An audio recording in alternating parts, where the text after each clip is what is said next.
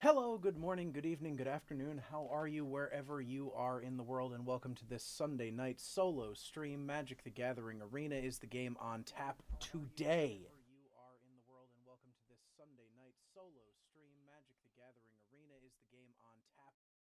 And we had ourselves in a recursive loop there for a second while we were getting things set up because I forgot to mute the stream when I went into it. Whoops. Newbie mistakes, even though I've been doing this for almost 2 months at this point. But hey, whatever, we'll try to do it. It is Sunday. Our weeklies have reset, so we can now get booster packs of Dominaria with every win, and we will still be opening a booster pack of Dominaria for every subscriber and every follower that we get in the stream. We will start off today by opening the 2 packs that we are owed for things that have happened since the last time we streamed. We are opening this first pack for Atlantis Ascend, having followed. So Atlantis Ascend has gotten us a Naban, Dean of Iteration. Very nice. Considering how much blue-red wizards we've been playing lately, that's kind of cool. A little, excited for Rat Colony as well. Give me 100 Rat Colonies. Play that cool Rat Colony Pauper deck. Another Power Stone Shard. So it plays 16 Shard. There's got to be something there. And then our second pack on the day we are going to open is in honor of Stack Ducat's longtime friend, fan, and follower of the content, subscribing with a Tier 1 subscription. Thank you very much, sir. You have earned us some Vault Progress, another uncommon wild card, which is great, and a Cabal Stronghold. I think that's our second Cabal Stronghold. So, awesome, fantastic. Sounds like a lot of fun jumping into the stream. So thank you everybody for the follow and the subscription. We will be shouting out as they come. You will also see it as the last day of this week's bit challenge in the chat. Currently, Raura being the winner of the bit challenge with 241 bits, Siege Tank close behind at 240, and J-Rod 1220 at 135 bits. We'll see if anyone can unseat any of them by the end of the stream tonight. Our quest today, 500 gold, kill 15 of your opponent's creatures. Seems pretty good if we want to keep playing blue-red or mono-red, either of which I'm feeling kind of saucy about. So let's jump right in. We'll just do some rank constructed. We are still at gold 2. We'll jump in and play some blue-red wizard prowess, since that's been treating us rather well lately.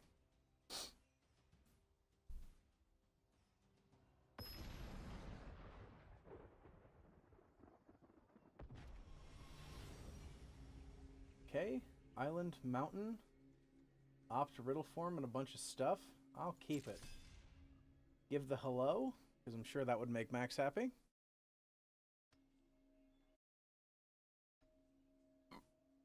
Pardon me. Just jammed down some food before jumping into the stream, and apparently it's coming back to say hello.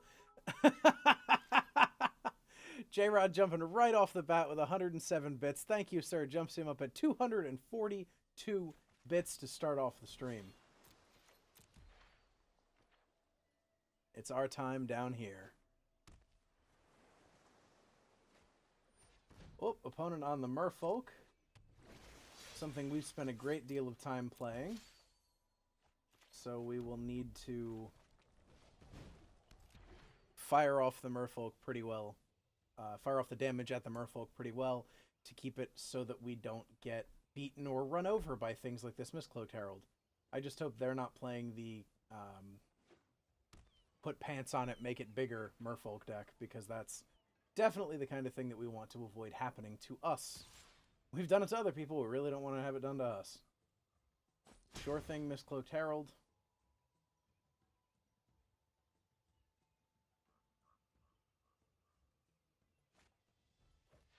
Yep, command a speaker. And another Mistcloaked Herald. Well, that's a little unfortunate, but the best thing we can do is Wizard's Lightning down one of the Mistcloaked Heralds. Make Riddle Form a man. And attack with the Riddle Form, because the other way we win this is by keeping ahead on the damage race. So if we can poke in for 3, they crack back for 3, but then we kill their Mistcloaked Herald and crack back for yet more. So, and we have Opt to draw a card if we need a blocker. Okay, that's fine, Branch Walker. They get a land.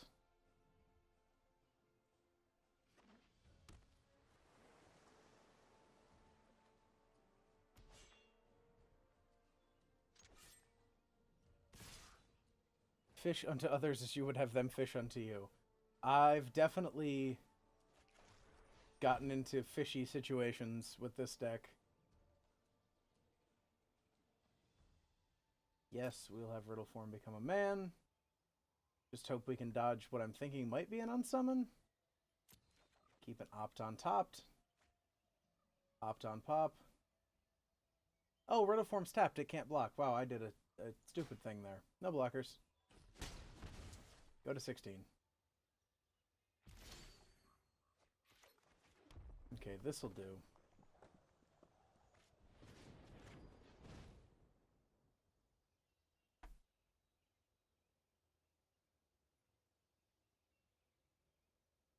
What are you waiting for with dive down? Alright. Kind of alright getting the dive down out of their hand. We'll just attack with the Storm Tamer, that way we can actually do the trick we tried to do last turn with the Riddle Form as a blocker in case they swing all in. Right now it's 16 all, they've got more creatures on the battlefield, but we've got Opt to draw cards turns Riddle Form on pretty effectively, so that makes them attacking with their Branch Walker or Command Speaker a little bit of a rough prospect. And they keep drawing lands off of their Branch Walkers, which is unfortunate to a certain extent. It's also not unfortunate because I've definitely played Merfolk games where all you wanted is a couple more lands, so the fact that they're drawing land this way seems somewhat good for them. Alright, so they've got blue up. They are attacking into the Riddle Form. Makes me believe they have something they can do with it, but we have to try to preserve our life total as best as possible while we're still playing a little back-footed. So we'll have Riddle Form become a man's. And we will proper Art Teferi opt, of which I only have one, so I have to play these Ixalan opt this way. Optsalon. Put out the blockers, take 3, go to 13. Possibly take more. Nope, another dive down just to make the Command Speaker survive. That's fine. Gonna opt again, our third opt of the game, because we've been having a lot of opt on top of our library. And we've got Warlord's Furies. Unfortunately, now we are out of 2, 4, 6, 7, puts us to 6. We have to do something. We'll give our things... There we go, an unsummon. That helps.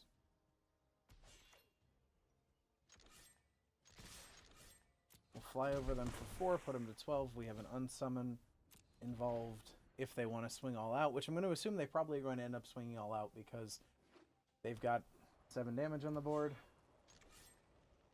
They can't sack that, so...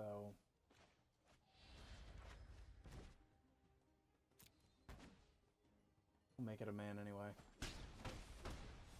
We go to 8. They probably recast Command Speaker. What we need is just to draw cards at this point. And not lands. Even an Adeliz would be cool. Just nothing but lands.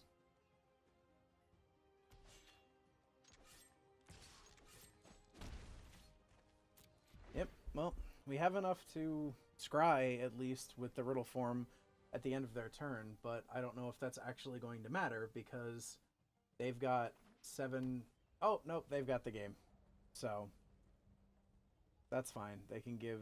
Well, they give a creature +3/+3, so we just put Storm Tamer in front of whatever creature it is and call it good there.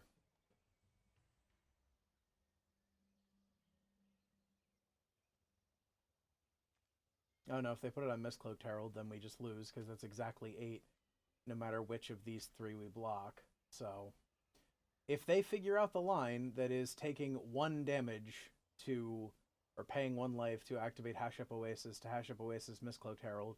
Then we block something else and take exactly 8. Hey, they figured out the line. Now they just Alpha Strike.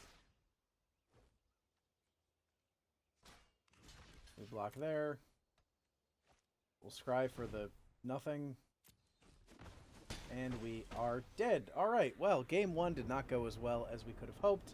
So let's get back into it. We did destroy a couple of our opponent's creatures.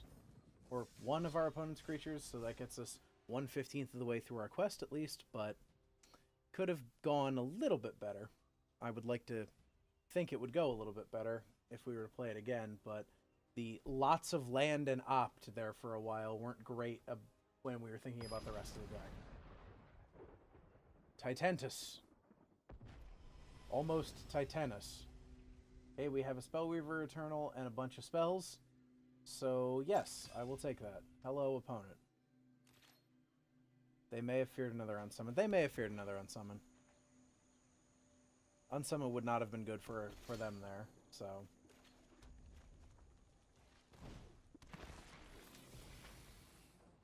This Unsummon feels a little bit dead against blue-black control until they get to 5 mana, but for now, we can do this.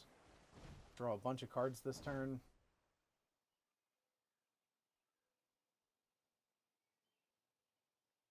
Because if they want to counterspell the Warlord's Fury so we don't draw the card... Oh, cast down. We'll unsummon the Spellweaver Eternal in response to their cast down. And we still get to draw a card off Warlord's Fury. Which gets to be the Ski-2 Lava Runner that has haste. Well, that was a really odd sequence of plays, but we got there, and we ended up dealing 2 damage to them. So, that was fun.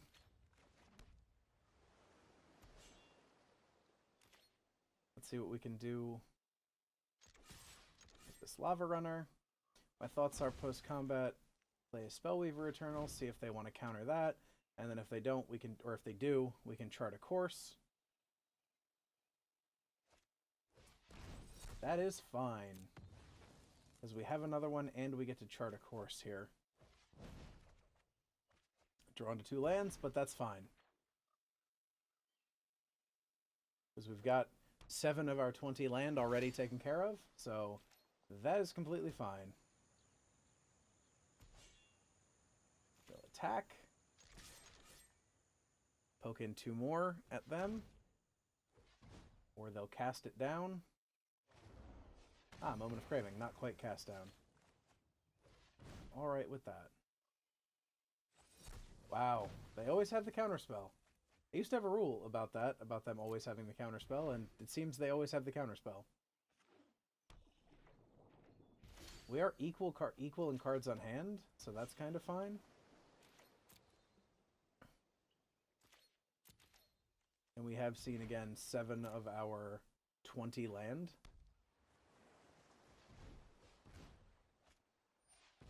Go ahead, search for Azcanta.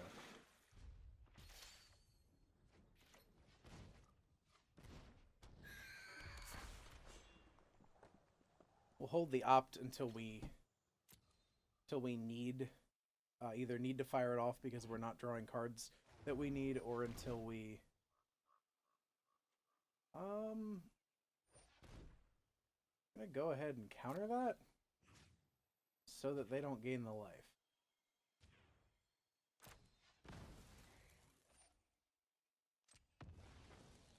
Anything to keep them from gaining life is kind of fine by me. And at this point, they're not at a place where they can flip search for Azcanta, which is fine, so they're down to cards on top of their library, which I'm also alright with. 2 cards in hand. One of them's a land, so... Now I think is the time that we deploy the end of turn opt. Sure, we'll take another Siren Storm Tamer out of the end of turn opt. And we'll draw another opt, so... They flip search for Azcanta this turn, but I'm still kind of fine with that. Could really go for an Adeliz right about now. Adeliz would look really good with this much mana and this many cards in hand. So we'll see them flip the Search for Azcanta here and see what they do with all of their mana, because they also have 7. No, they didn't. Okay. Must be a really good card on top of their library then, because I would have flipped Search for Azcanta for almost anything. Sure. Cast down.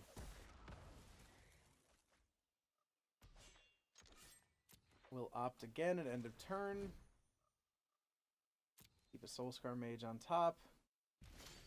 And draw Spellweaver Eternal.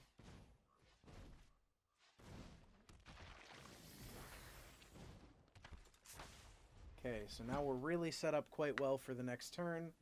They are going to flip their Search for Azcanta, but considering that costs that and 3 other mana just to put another card in their hand, that would leave them with, if they have 8 lands, that would leave them with only 4 mana, which granted is most counterspells or removal, but it's still better than nothing to have them tap down to use Azcanta if they want to use it this turn.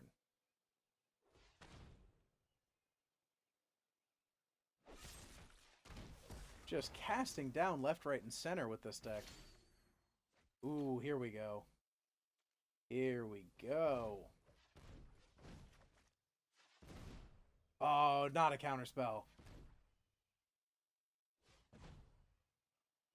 Wow. Oh, no, okay. Digging for a counterspell. And they got it. That's obscene. That is obscene.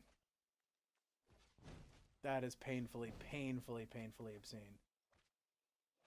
But we will continue to deal damage to them while they are tapped out. End up doing 6 to them this turn, which I'm kind of alright with. Granted, we are now out of cards, and they have an Azcanta online, as well 2 cards in hand, but they have also cast 3 Cast Down, 2 Moment of Craving, and 2 Essence Scatter this game. So they've used a lot of their things that deal with our things already. Ah, but they have the Scarab God, because when don't they have the damn Scarab God?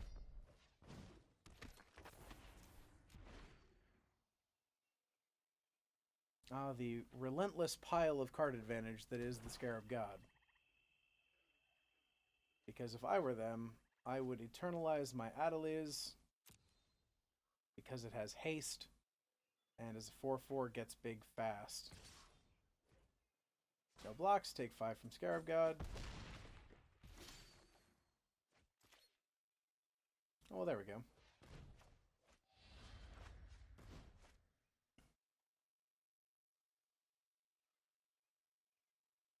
I mean, unsummon off the top. Sometimes you have it. Because now, even if they eternalize the Adeliz, that's something.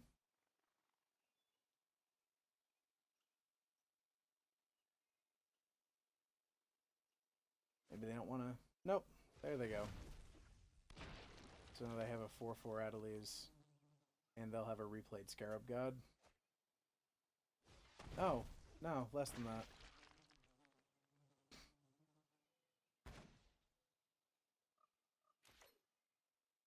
What's the point? Scarab God just represents an amount of card advantage that we cannot beat with this deck, because this deck is trying to beat as quickly as possible, and that's not what that's doing. Just playing around. Once the Scarab God resolves, it's really, really difficult for us to beat Scarab God with this deck. We kind of have to hope that we race them, and with the weird series of interactions we had at the beginning of the game, that seemed unlikely to begin with. Scarab God very strong. In fact, possibly too strong. Not necessarily always guaranteed too strong, but Scarab God very strong. So, we'll deal with that. Alright, opt and an island, ruins, a riddle form, and some red spells.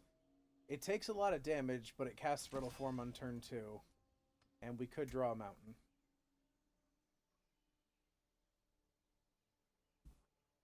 Plus this hand draws a lot of cards. Got opt and 2 Warlord's Fury. Opponent red-green. So we'll lead off Ramen Up Ruins to make him think. Even for a turn that we are mono red, maybe they will not deploy. Nope, they're just going to go straight to Exploration Town, reveal a Song of Freyalise, so they are on the ramp monsters strategy. Forgot the word ramp there for a minute, which is weird because you consider I've been playing Magic for 20 years and ramp's been a theory for as long as that. You'd figure I'd know how to say it by now. Ah, gee, Lino, you want me to say it? Yep, Song of Freyalise. So we have to kill that Merfolk Branchwalker, which is fine because we can at the cost of 1 life. Kill that Merfolk Branchwalker and make Riddle form a creature. Attack. Next turn, if we draw any untapped mana source, we can Adeliz and smack down a whole bunch of... We can also do this. We can also just cast Adeliz this turn, because next turn that just gets a +1/+1 counter on it, so that's fine. So we will just cast Adeliz and send the team, because if they block, their Channeler Initiate dies and they take 2. So there we go. So they now have a 1/2 trampling Vigilant Channeler Initiate with 2 -1/-1 counters on it.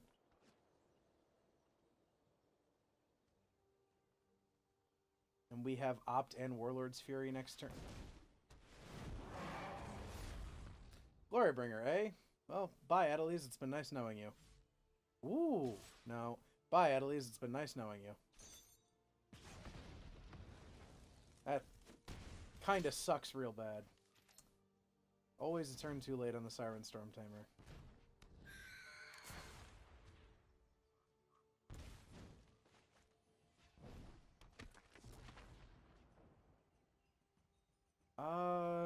So Glorybringer can't attack next turn, and it will be tapped.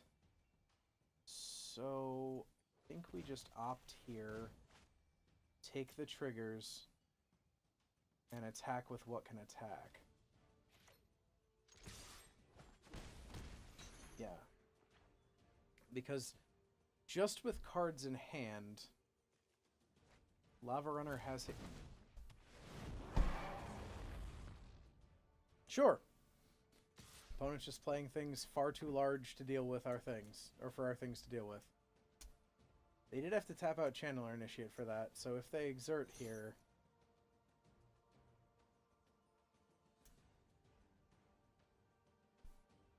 What's taking the beating, Glorybringer?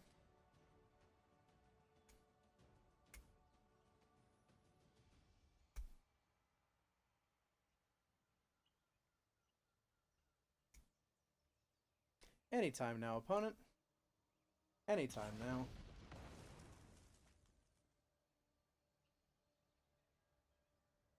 No blocks. Take it.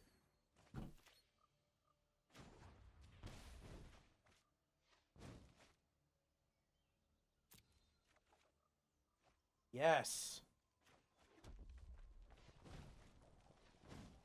All right. Okay. Had to be untapped red mana there. Untapped red mana got us there. Alright, our first one of the day. I love this deck. I have a lot of fun with this deck. Velis. Vel. Blades of.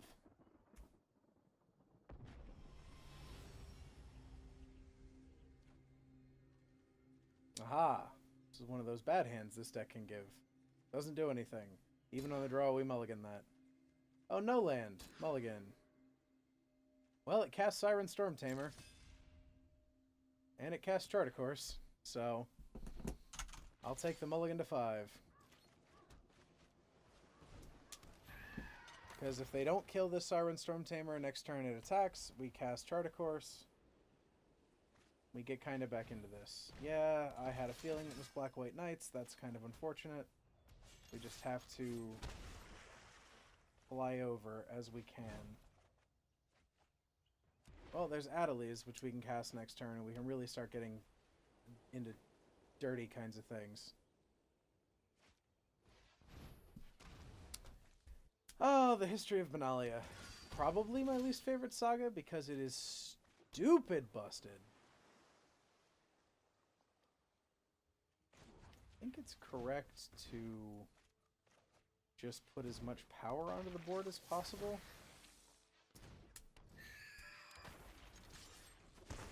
Especially flying power, because next turn we can Adeliz and opt and swing for a ton of damage. Unless they have some sort of... Nope, not some sort of removal, though they do pump out damage quickly with this deck.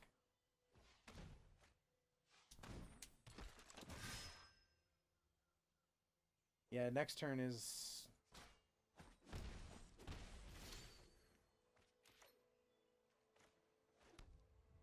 Next turn's actually the game, isn't it? Because those are all knights and they all get +2. So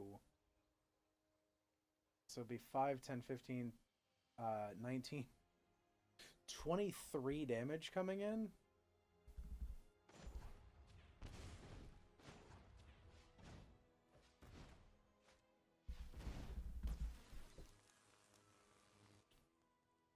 So what we have to do is leave this back for the block and be able to cast Opt to make things bigger. So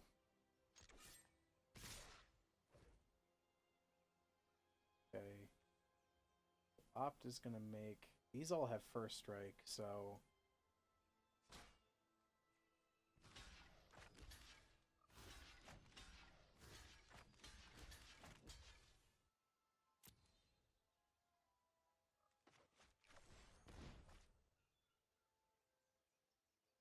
Thing is, it's not going to make a huge hill of difference. Gotta get another creature.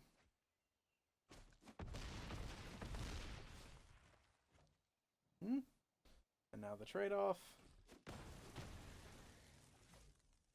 They're left with 3 cards in hand and a bunch of power on the board. Dauntless Bodyguard.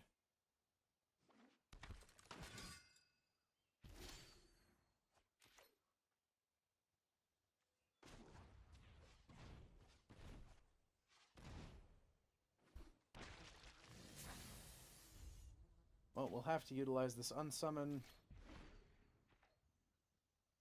Especially if they don't play another black permanent. Damn it!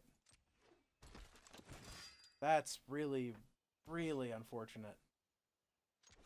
Because if they just swing all out, we don't really win this, but...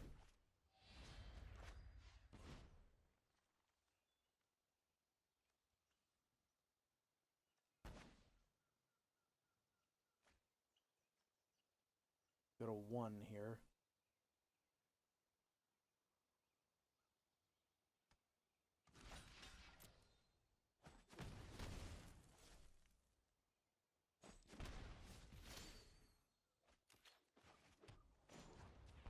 And we'll kill ourselves. Go out the classy way, having drawn 3 of the 4 deserts, which is annoying. So there's 20 land in the deck. 4 of them are Ramanop Ruins, and for some reason we draw 2 or 3 Ramanop Ruins every game that we draw multiple land. Opponent goes first. We have an op, we have a Spellweaver Eternal, we have a plan. If we draw red mana, we actually have a decent plan, so I'm good with it for now. Speaking of the Ramanop Ruins, there we are again. Can't seem to escape these little bastards. Resolves. Green-red monsters, go ahead.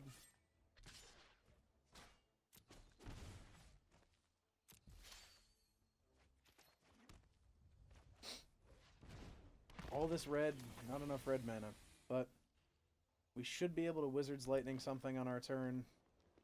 And Opt, which seems like a good combination of things.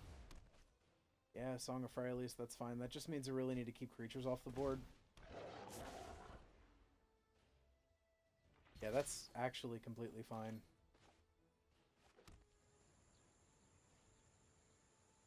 I'm also fine taking this damage. going on this journey. Opt. Go to hell, Ramanop Ruins.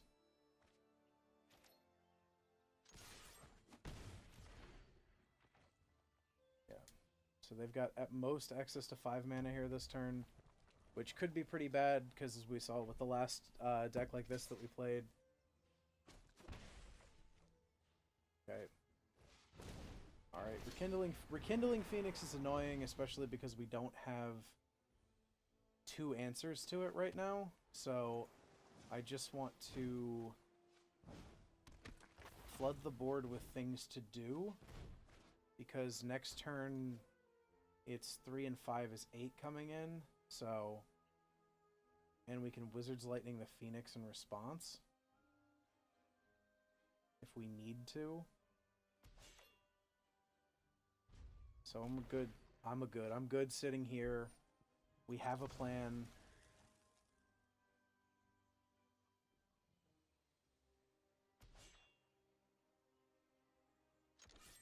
They probably swing with both.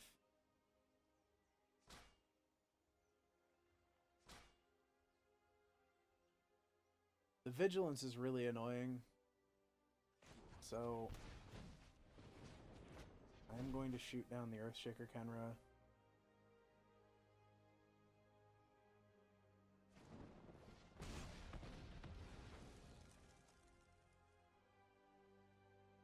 I forgot about Soulscar Mage. But they had the answer, so that didn't actually end up... What? Wow, they gain Indestructible too. Oh, I fucked that up. I fucked that up real solid.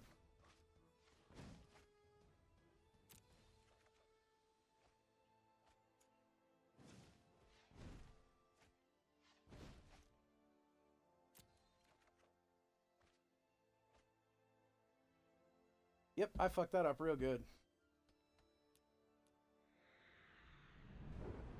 That was a series of mistakes, because I can't read right.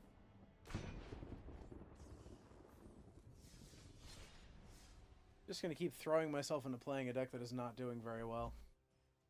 Can't seem to draw, like, the whole deck properly. I draw little bits here and little bits there of the whole deck, and it ends up becoming just a clusterfuck mess of not the right deck. Storm Tamer seems good on the draw. We at least have the mana to cast every card in our hand except for one.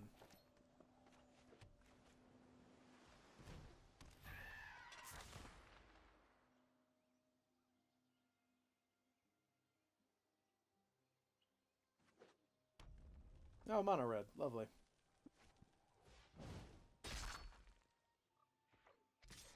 Yep.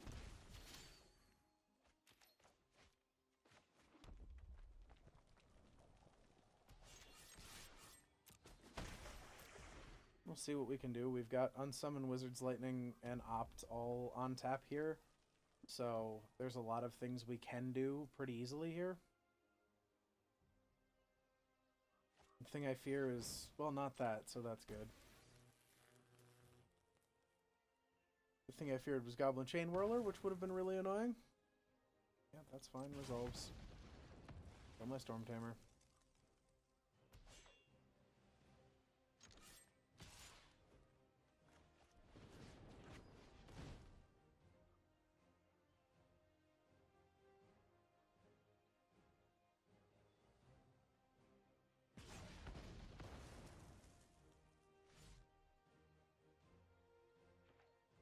Do you have... Nope. Okay, no post-combat creature.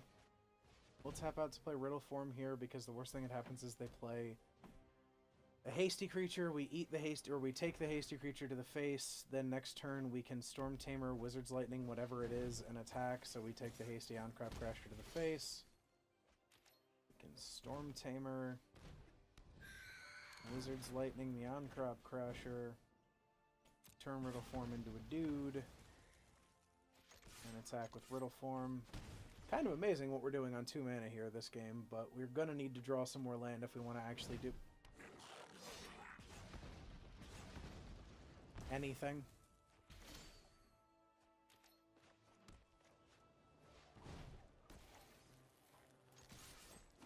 Alright, So we're going to take a bunch this turn.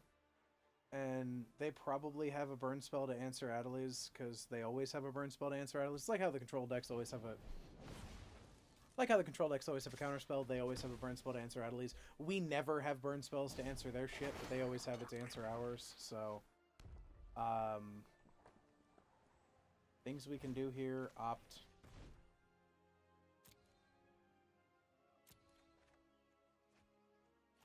Play land without thinking. Just gonna go ahead and crack in. Because we played a land without thinking, we could have played a land and then played a land. I'm just gonna go ahead and scoop it up. I'm clearly not in the headspace to play mono red, or to play blue red. Because now we've fallen down.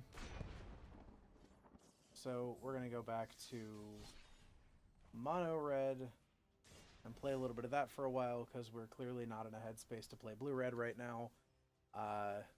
Played some Paper Magic earlier today, played a little bit of Commander, and had some questionable sequencing errors there as well, so I'm wondering if it's just not my day for sequencing, considering that was not exactly ideal sequencing there either, so a couple of times. But we'll see what Mono Red has to do for us, or has to give for us today. Hopefully it'll be something good. Firebrand, Trailblazer, eventually gets to other stuff. I'll call it good, especially because it's with basic mountains and not with Ramunap Ruins. A large part of our problem today has been taking damage from our Ramunap Ruins. A lot of incidental damage that we end up wishing we hadn't taken. No. Damn it, grab the right card.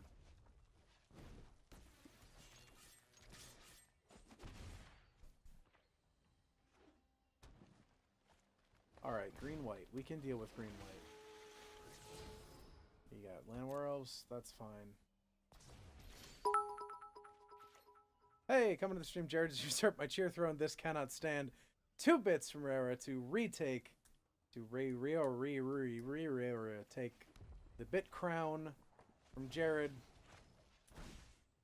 243 to 242. The weekly bit count does reset tonight at midnight, so you all have pretty much until the end of the stream to get in your bits. Jared with 21 bits. How did he know he was cheering with my favorite number? It continues the bit nonsense. I do so enjoy the bit nonsense. It is very fun. Crack in for 3. Opponent at 15, us at 20. Could really use another land, because Rampaging Ferocidon would be really good. Going runner land off the top would be really nice, because we could play Rampaging Ferocidon, Trailblazer, Rekindling Phoenix, any of these things, with the event to eventually get to Hazoret. Not a big fan of playing Hazoret until she can attack or block, but to get her out of the hand...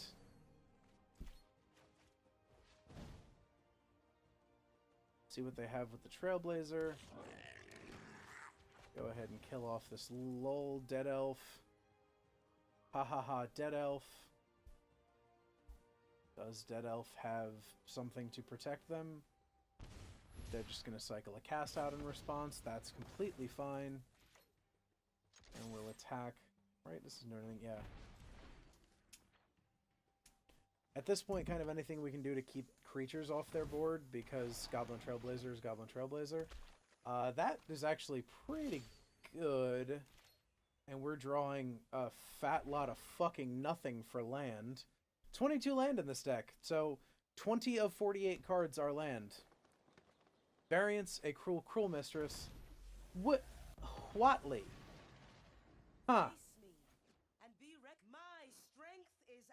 Yeah. Alright. Whatley got big quick. You see this? Do you see this? We just cannot draw land tonight. This is utterly ridiculous. I'm like, I hurt for how much land we're not drawing. 14, 18, 22. 22 land.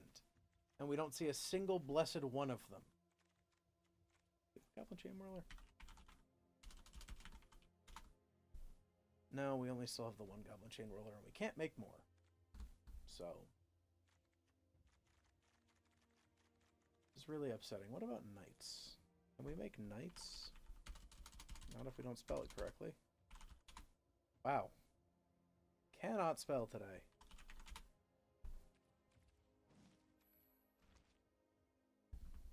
We do have 2 History of Benalia. That's pretty cool. We have 3 Knight of Malice. Don't seem to have any of the other White Knight. Called so Knight of Grace. So we'd use up most of our uncommon wild cards to get there. So let's not try that out. And let's just try to play more Hazaret and hope. Hazaret and hope. Also, Natalie, if you're out there, 21 more bits will put you back on top. I really feel like Mod shouldn't have to sub to get the dang emote. Everyone has to sub to get the emote. How are you in a different color? You were yellow before. Stop changing your color.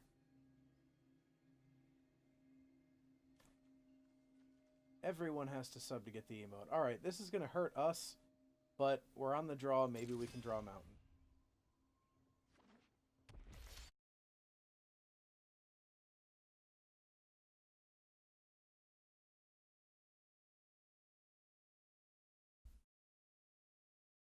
Also, Jared, if you hadn't seen it, that's live. Ooh. Ooh. That doesn't look great in small. We may have to work on that. On black background, that doesn't look great. On white background, it actually looks pretty good. On black background, less so. May have to change the way the background is set up for the stream chat.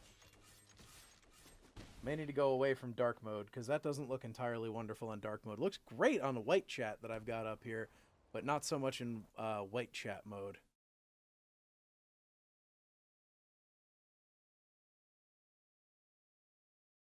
So I may need to relaunch the chat at some point.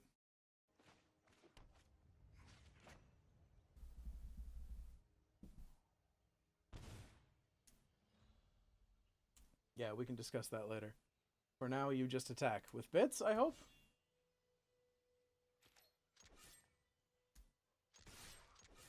I mean, nice, but for some reason that didn't go through. There we go. 69 bits. 312 is our current bit leader for the week. Can we get a little bit higher than that? Let us see if we can get a little bit higher than that. If you're watching us with white chat, our emote looks fantastic. If you are watching us with night mode chat, the emote doesn't look that good. I guess that's what happens when you get an emote for the first time. You may not necessarily notice that. Alright, so we're going to lose our Fanatical Firebrand and we're going to take one to the face, but then we're going to Lightning Strike their Chain Whirler and cast a Lannery Storm on our turn. So that's kind of alright. I'm less upset about this than I could be, because we have the Lightning Strike to do this right now. 69 indeed nice. Lannery Storm, make way for the attacks. Go ahead and end turn.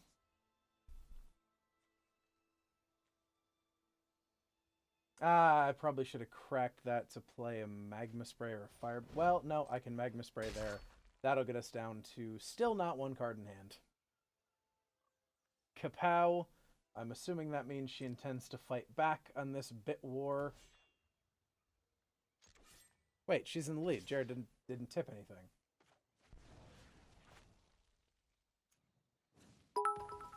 Aha. On mobile, so this taps you out for now. 62 puts you up to 325. Natalie, that means you can be ever so much closer to ensuring your victory. There is a cheer war, sir. Hello and welcome. Feel free to get yourself in. If you look at the top of the chat, the current bit leader is Jared with 325. Strike him while he's weak. Strike hard, strike fast, no mercy, and such. Okay, we're actually going to play this Rekindling Phoenix because I think it's a better play than Hazaret that can't attack. And next turn, hopefully we draw a land. Any untapped mana, which is any mana in the deck. Land gives us Fanatical Firebrand and Hazaret and swinging with Hazaret, which seems pretty good for us at this point.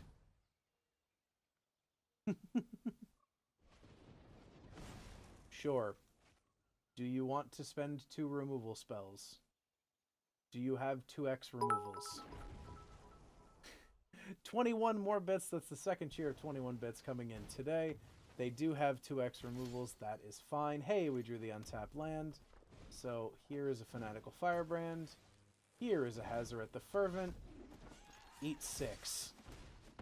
Get sixed, opponent. Get sixed.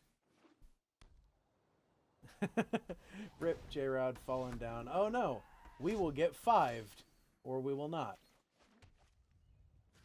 Opponent will, however, get 5'd.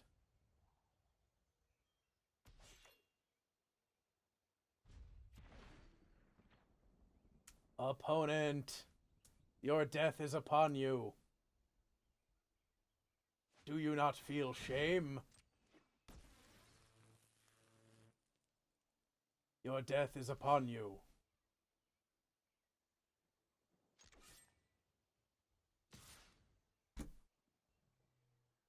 Yes, very well, that is fine. I've never seen that emote. Party time, alright. Party time, excellent.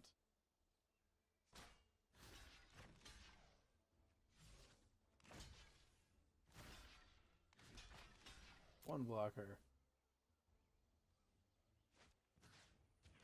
Damage to their face. There we go. Proper sequencing will get us there in the end. Deal damage. Sacrifice the sun-scorched desert. Opponent, your death is imminent. Electric Judas.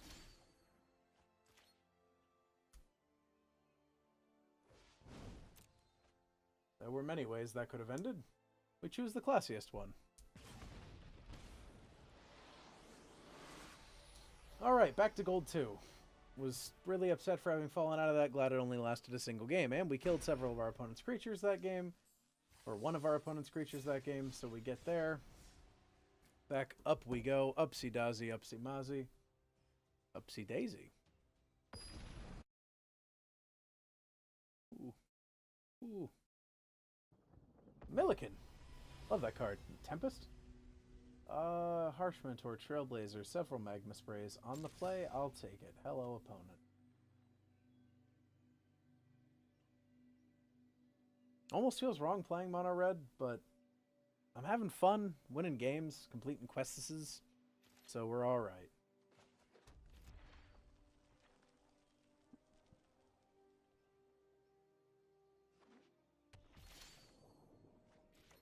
Det Karn's Temporal Sundering. So, fun trick about Karn's Temporal Sundering. I've opened 3 of them. I think I've opened a total of 30-some packs in this format, or of Dominaria on this program, and I've opened 3 Karn's Temporal Sundering. The art is fantastic, and the storyline implications are also very great. The original story behind. Yes, you'll have to keep an eye on your throne. Somebody could come in with like a 500-bit drop, and you would fall pretty heavily. Though it seems unlikely that CJ and Jared will overtake you. So the chance you could fall down to 3rd seems pretty low. Well, Syncopate there kind of hurts, but also Goblin Trailblazer wasn't exactly the most important spell in our hand. So I'll take that. I like that. It's like Ben's pointing at our emote.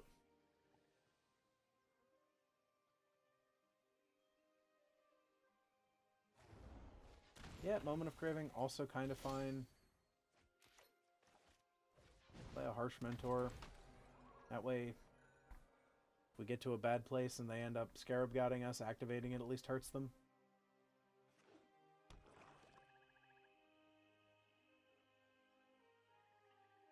We also have a 3-mana, 3-card answer to Scarab God if they play one. I hope we don't have to get to that point. In fact, I hope it never gets to that point, but it could get to that point, so...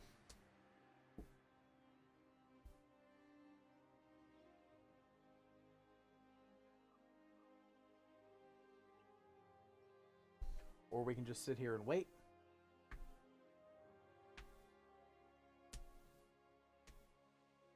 Seems like the opponent is rather content to just let us sit here and wait. I'm hoping they haven't, like, DC'd or anything. Ah, Doomfall. Yes. Seems important.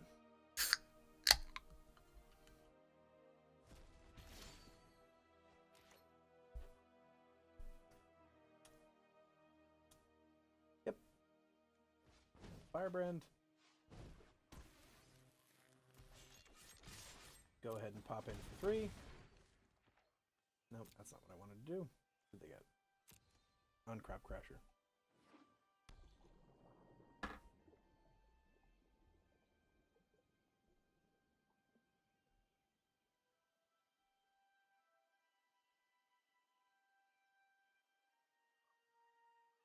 Come along, opponent.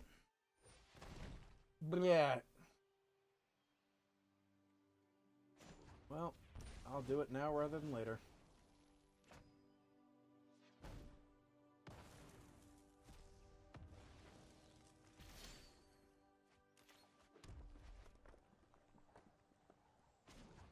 Oh, Ramanop Ruins, you hurt. But send it at the opponent.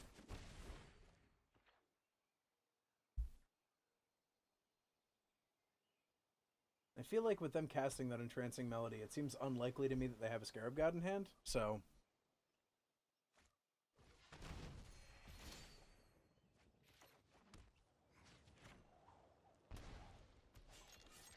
Alright, land would be nice, Hazoret would be nice. Land would be really nice because Glorybringer is actually a good way to put away this game. But if they're not going to cast anything, that says to me they probably have at least one counterspell. So let's just run a Hazoret directly into it, because Hazoret's actually not the most important payload card right now. Maybe. I think Glorybringer, also very good. Just popping them for 1 every turn is kind of impactful. At least it does something every turn. 15 turn clock, exactly. All you have to do is attack them for 1 a bunch of times. Should be a 10 turn clock, but they've already gained 4 life this game. Well, let's see if they have another counterspell. And they probably do. 2 cards in hand, 1 of them's counterspell. Wow, yeah, mono red against blue black. The age-old aggro versus control. Mind you, they have manipulated the top of their deck in exactly no way this game. They have naturally had everything they have cast. Good news, everyone. I've a rough service here. Think of it as partnership. Great. And a Champion of Wits in the yard off of that. This just got a whole lot more difficult.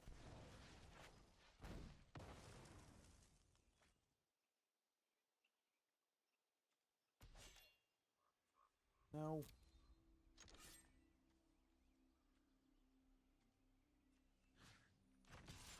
There we go. When does that... 7s when that goes off?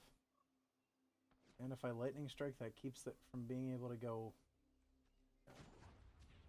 I'll do this now so that I can't activate Liliana. How dare you! I dare, Liliana. I dare. Hello, Dare. I dare Liliana because I have to. You hold no power over me. Well, it got a negate out of the way, but the Oblivion half of to Oblivion. Something something card advantage something something.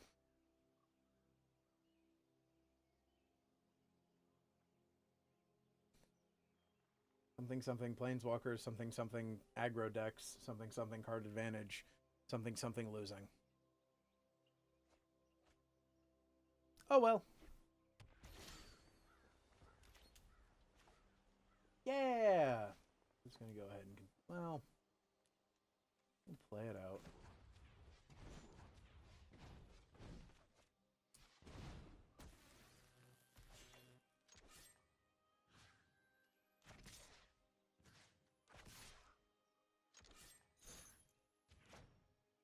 Keep that from blocking. Take it back down to 2. Just the relentless card advantage engine that is Liliana making tokens every turn. Something something fun. Something something Magic the Gathering. Something something is a game. Something something we have fun. Something something opponent just doing whatever they want because they have a Planeswalker that we can't kill. Getting rid of Aramanop Ruins.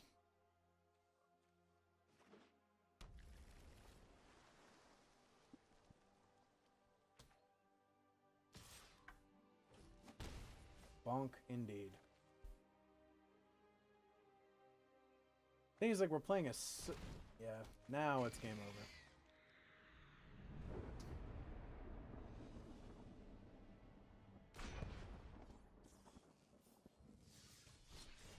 Having a night tonight. Having a night tonight. Pistol Law.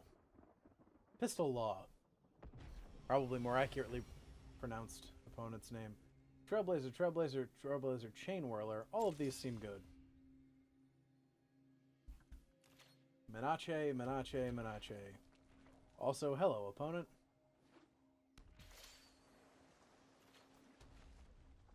You don't always throw bits, but when you do, you get number 1. Siege Tank with 100 bits, 340 total bits.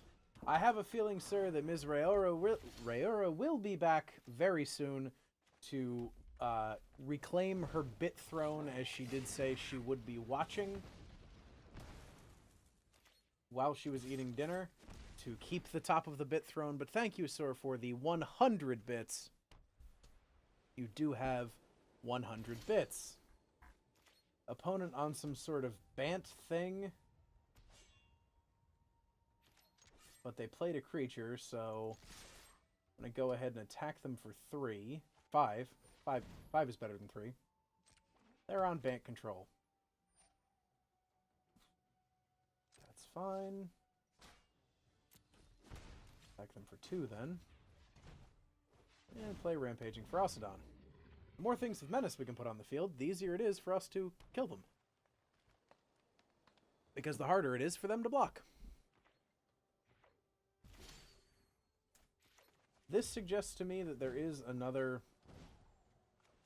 Seal Away. At least it's not a Settle the Wreckage, because they don't have that much mana. Yes, I know, Rampaging Ferocidon. You want to deal damage, but I want to attack for 7.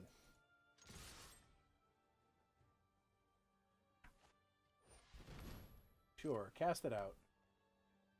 Cast me off into exile.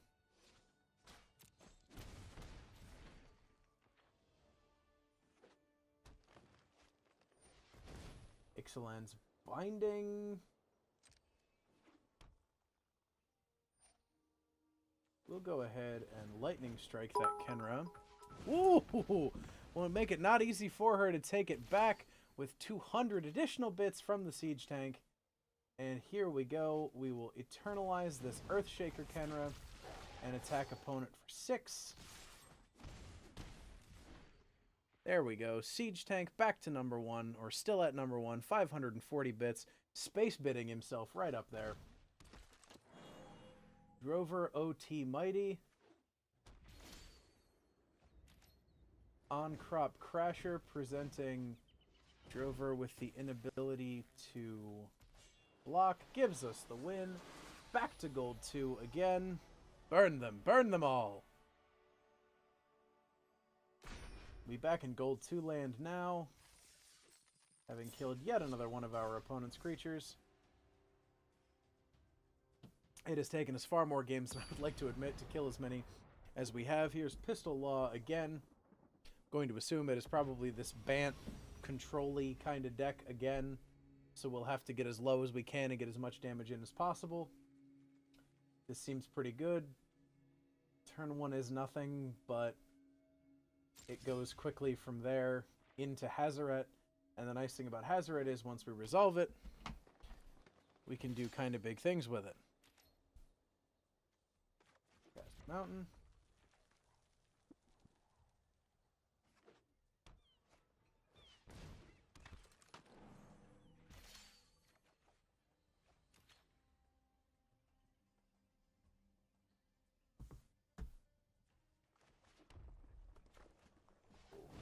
Kenra. Drover doesn't block. Attack with the Kenra. Take it away, Johnny.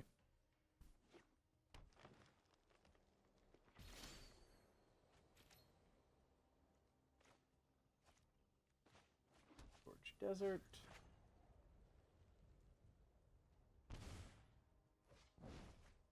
Firebrand.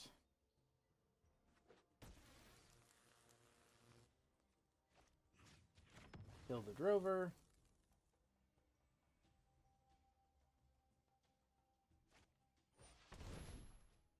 Casting out, I'm assuming, the Kenra. Not going to try the same trick we tried last time. I'd like to keep the Lightning Strike in case we need it this time. Even though it did work very well for us last time to get a much larger Kenra when they thought they were getting into some nonsense.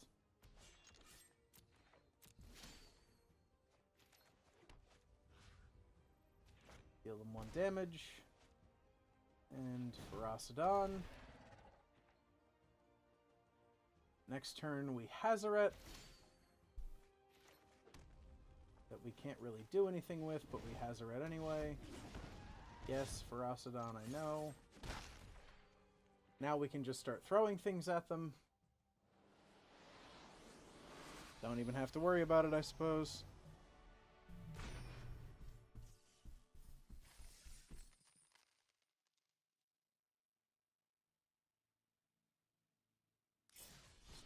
Back at it again, mono Reddit. We on the mono Reddit plan.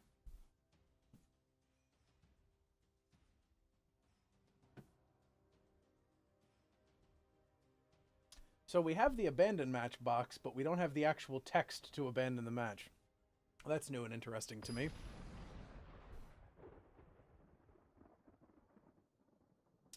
But this game's still in beta, so I'm not going to judge them too harshly. It goes 1-2. The 3 is a little awkward, but we can go runner mountain, maybe.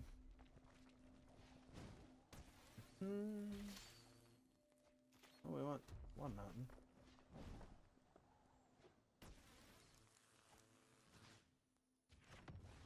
Yep. Mono breading. Yes. Mono bread. Activated in response. Hit the face. Yep. Sometimes you have to make them do it. Rather take the 1 now than take several later. Oh. They had another one.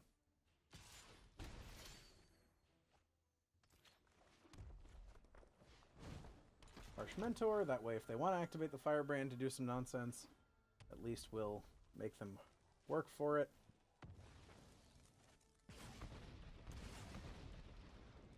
Now it's Chain Whirler.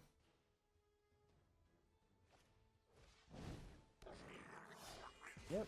Predictable, opponent. Predictable.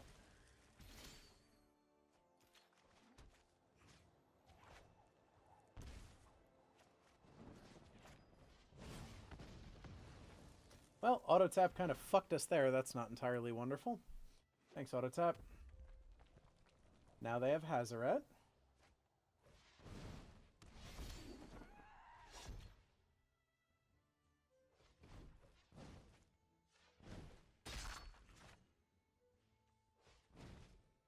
The only benefit here is their Hazaret cannot block. And pretty much no matter what they play here, we can keep their Hazaret from buck. Siege Gang Commander? What is this? What? What is this? I can't deal with this.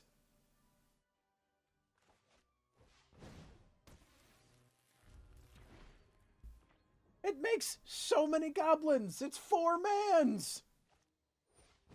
Wily Goblin? Oh, hey. And may you win your platinum promotion, sir. Congratulations. I can't. What is this?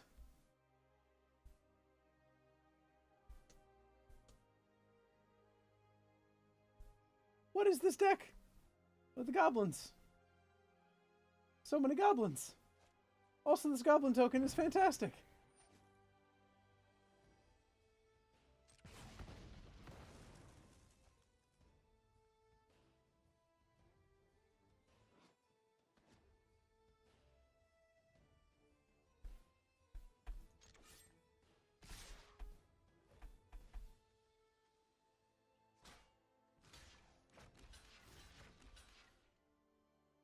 Siege Gang Commander, indeed the super secret mono red tech.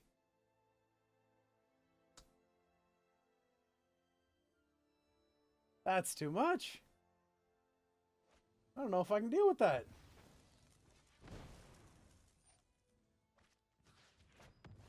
We are playing, like, little goblin games. That was wild.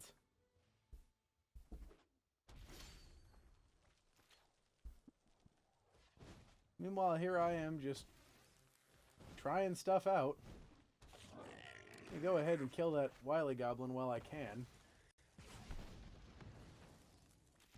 Ha! That was amazing. Siege Gang commit. Why not throw that at my face?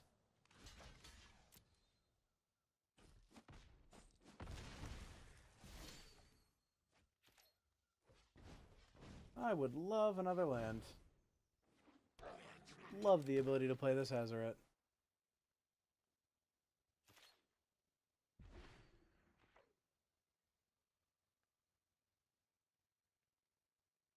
They have 7 mana?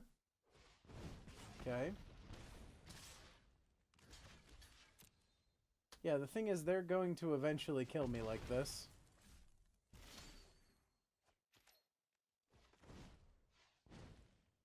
And here it is, basically. If they figure out the line, they kill me this turn.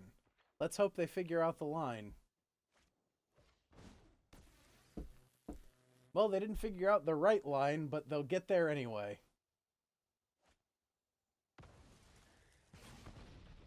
Congratulations, you get there anyway. Siege Gang Commander, what is this? I can't even. Wow, that's... Wow. Siege Gang Commander. First time I've seen that card in Arena.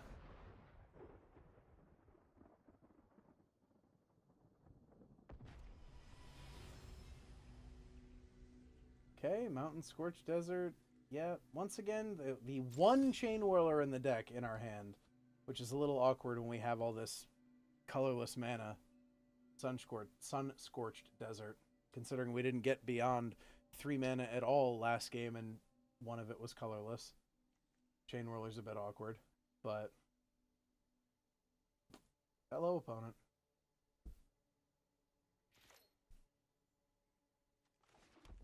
Fanatical Firebrand. Starting off the day with a Firebrand.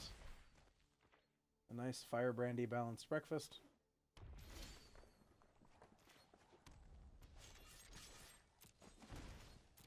We can kill pretty much anything they can play on 2 here. Yep. That's fine.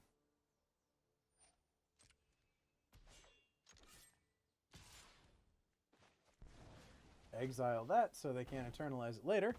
Feels pretty alright. Ooh.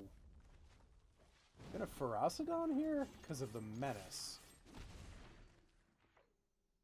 Yeah, the Chain Whirler would have been pretty good to knock out all the 1/1s.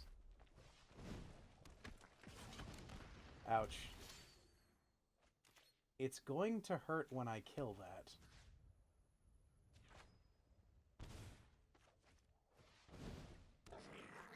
Yes, I realize Ferocidon.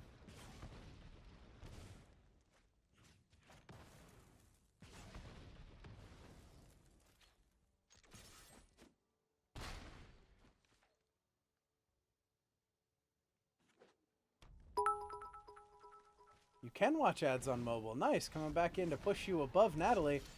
Natalie now down, well further down than she had been. 3/6 not actually. Glorybringer. Does deal 1 to us, but puts enough damage in to win the game. Alright, alright, alright.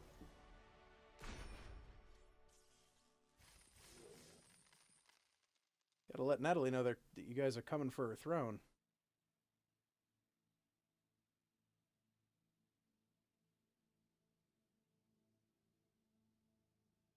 Because she said she'd be watching, but I don't know if she's paying close enough attention.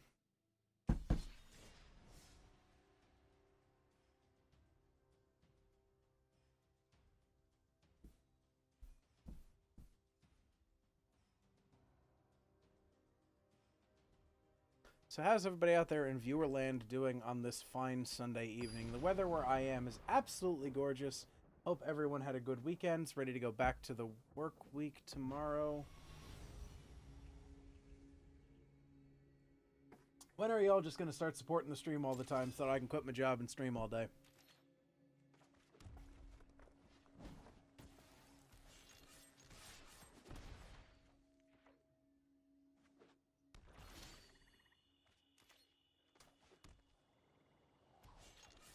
Combat step. Blaze a trail. Find the menace ability of Goblin Trailblazer to be somewhat incredible. Bubble. Right on time. Lightning Strike. Right on time. 420 because reasons. Coming back to defend her throne.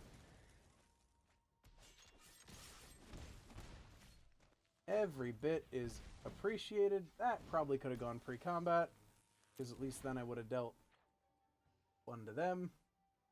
But I'm not paying attention, so that's how we're getting. That's where we're getting. We know there's another Bantu's Last Reckoning. Well, we'll smack them in the face, and if we draw a land, we get to attack with a Hazaret, so that feels pretty alright because their lands aren't going to untap. We did draw a land, and we get to crack in with a Hazaret. That felt pretty good. Yeah! Quick little victory there. Prime, you don't say. Amazon Prime. I'm going to go ahead and try to join a quick constructed with this deck, because I got still enough for 2 drafts, even if we just lose out 0-3 like I did yesterday, facing nonsense non-meta decks. But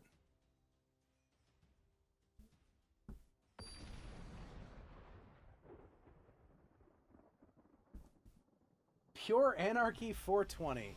Hey, 420, like the bit donation we just got. Firebrand, Firebrand, Firebrand, Rigging Runner. Alright. Dump our entire hand by the end of turn 2, basically. Dump every card but 2 by the end of turn 2.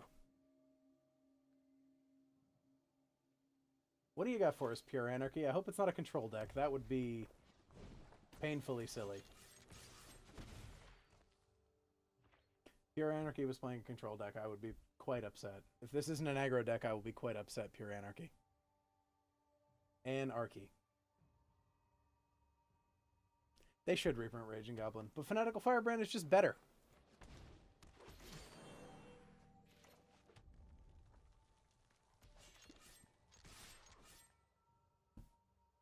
Either they take it to the face or whatever, and I get to Rigging Run 2 2/2s.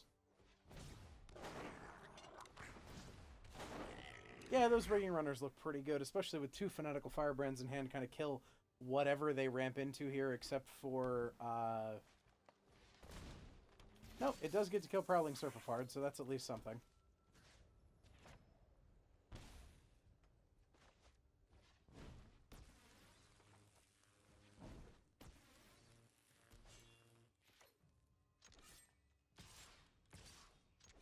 See if they want to take the 4 or put the Serpapard in front of it.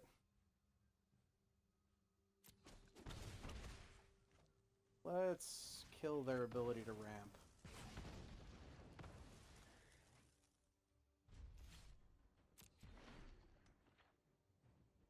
I mean, the Serpapard cracks back pretty hard, but we also hit pretty hard.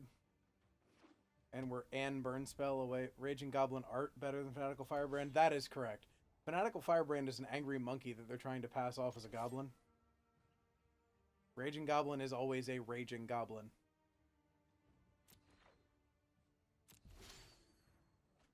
Well, there we go.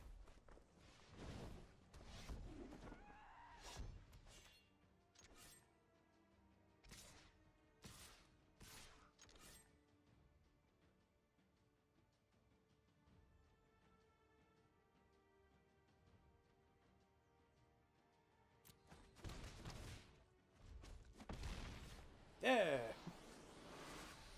Sorry, mono green opponent. Sometimes you just draw the nut with all the 1-drops.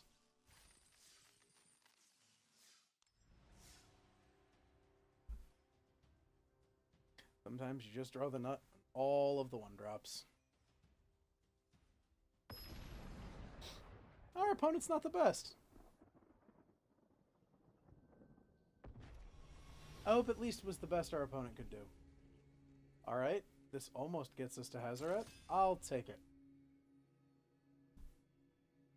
And it's Trailblazer on 2, on crop on 3, so I'll take it. Also, hello, opponent. Hey, got the hello back. Nice. Well, that's unfortunate because it means our Trailblazer is going to die to that Firebrand. Or this Earthshaker Kenra will die to that Firebrand. After giving 2 to their face.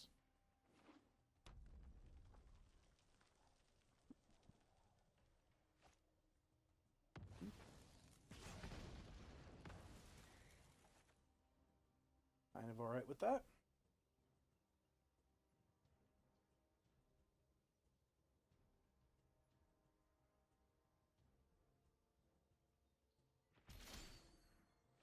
Alright.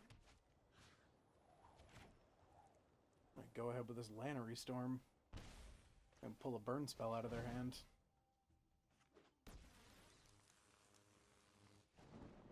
Yep. Kinda glad I didn't play the Rampaging Ferocidon right into that.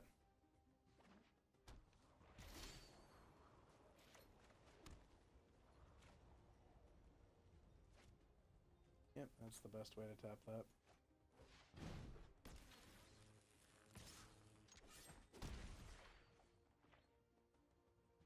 Opponent has more cards in hand, but our cards are very powerful.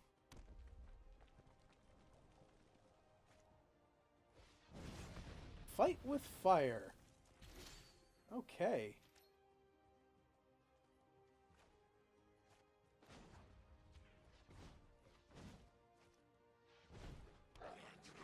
Well, we have to take 1 here to do that, but that's fine. Because now it means that opponent has a lot to deal with on board. We've got a Ferocidon coming down next turn, or... Sure, Glory, bring it up.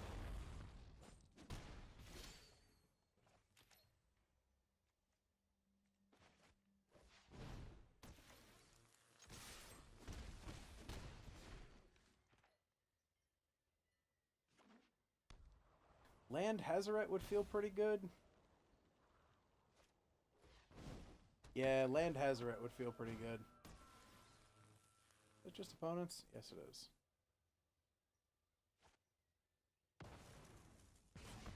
Totally fine. Totally fine. Yeah, totally fine.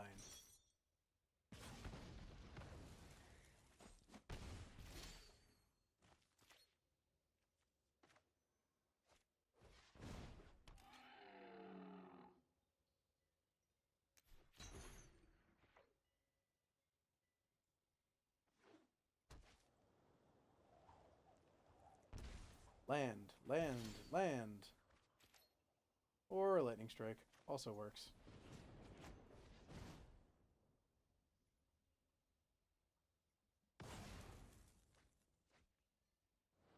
Yeah, get there. Starting off with a strong 2-0 in this quick constructed. Feeling pretty alright about it. Bonk.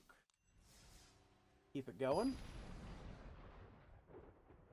2 more to get back to even on gold, plus the 3 cards. 3 more wins to get us to positive. This doesn't do enough early enough. Did have 3 lands and Chain Whirler, but I don't like keeping a hand that doesn't at least have a 2-drop, if not a 1-drop in it, so... Yeah, like this. That'll do. Put that Ruins to the bottom, because I don't need it.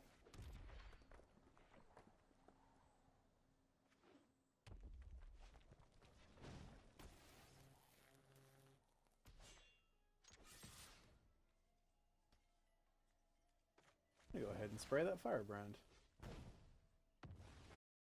Spray down that firebrando. Husbando.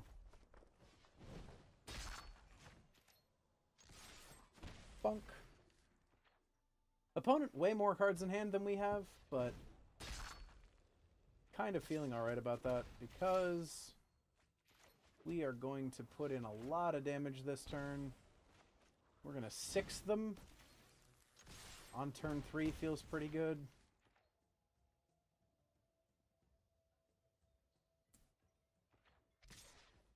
Sure.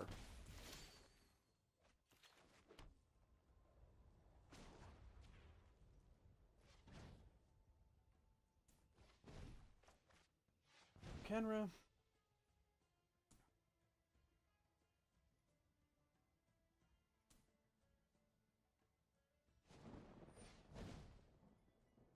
Resolves.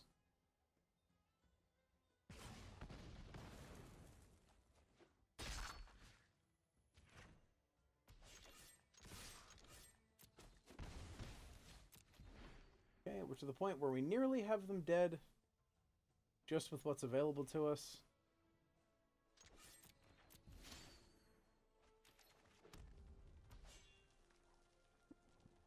I'm gonna go ahead and swing through anyway, because we're one more land away from getting to Eternalize a Kenra. So, I'm fine trading off Kenra here. Shivan Fire. Huh. Did not see that coming. But we're far closer to casting, to Eternalizing one of these Kenra than they are, so... Okay, well, they got stuck on 2 land. We've been there before tonight, so the stuck on 2 land is definitely a feeling that we're very familiar with. I do not begrudge an opponent who gets stuck on 2 land. That's not a problem.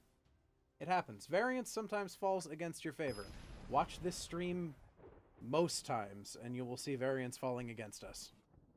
It happens a lot for me. It happens a lot for me.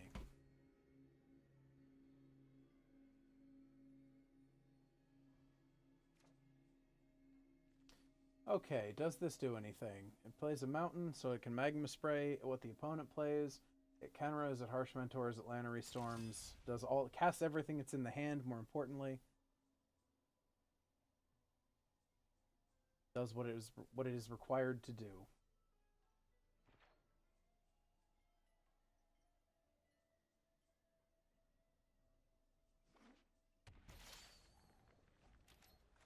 And it even Fanatical Firebrands on turn 1 now. And they're on blue-white control. They led with a Glacial Fortress, which I won't say concerns me, but intrigues me. Perhaps they just didn't care because it didn't have to come into play on tap. Oh, no. Opponent, did you keep a 1-land hand?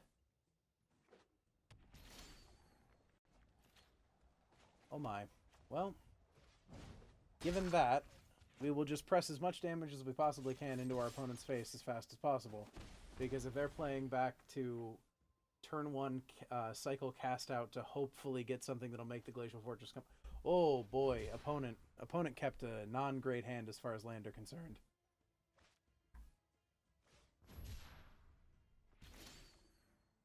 Oh my. This is just painful.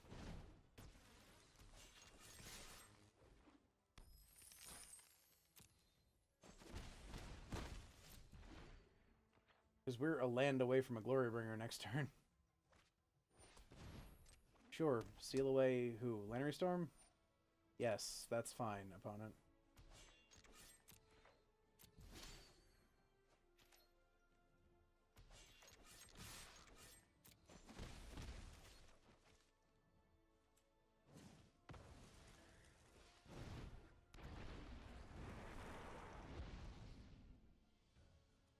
Good lord, opponent.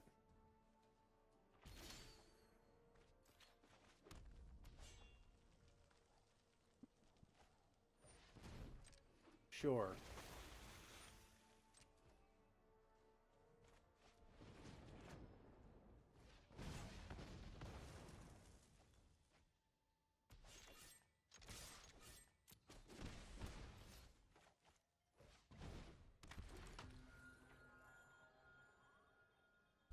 Opponent, I hate to break it to you, but yeah, it's not looking too good for opponent there. 2 Glacial Fortress and nothing. A lot of nothing. That is not really ideal to be in their shoes at that point. But we are now on the neutral amount of wins, so we have made back the 500 gold that we put into this endeavor, and now we are just getting 3 cards for free, and any additional wins also add to our gold total. Dunked! Get dunked on.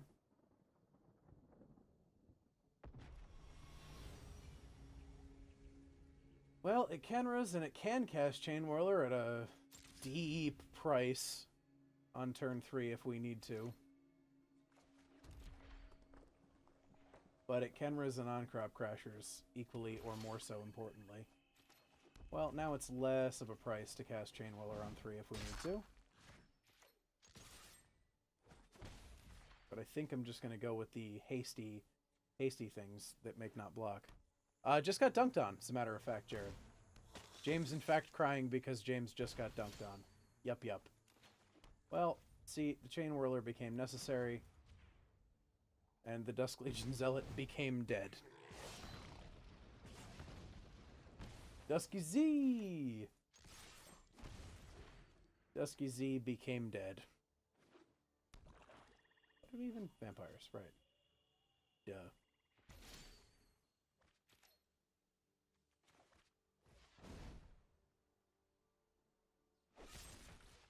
Sure.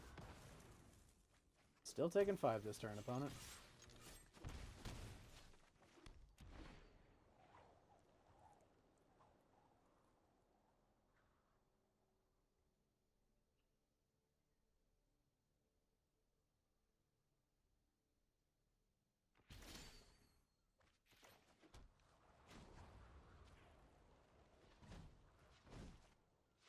Kenra!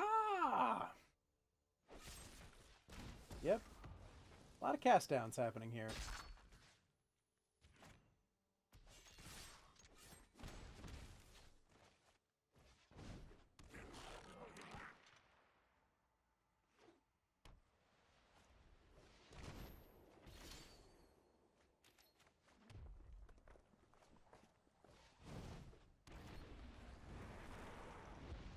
Once we have 6 mana, we'll go ahead and I'll attack.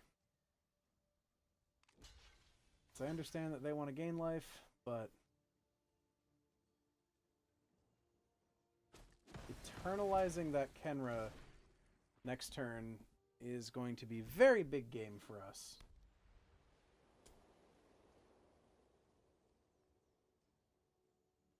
Very big game here.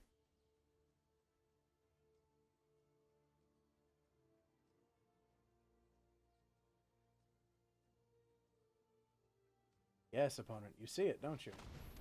Oh, they had another call to the feast. That's annoying.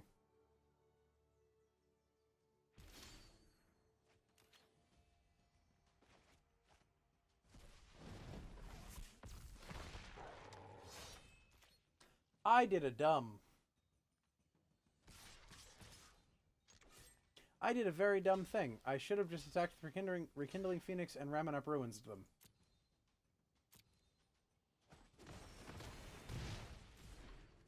Yep, well, I can still do that again this turn, so that was a very foolish thing for me to have done. Let us not play into this same mistake again.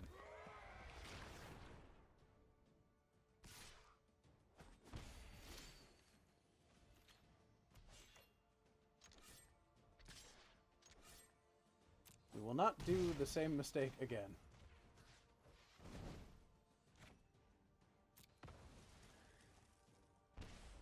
Alright. We didn't do 3 turns in a row of the same stupid mistake, only 2 turns.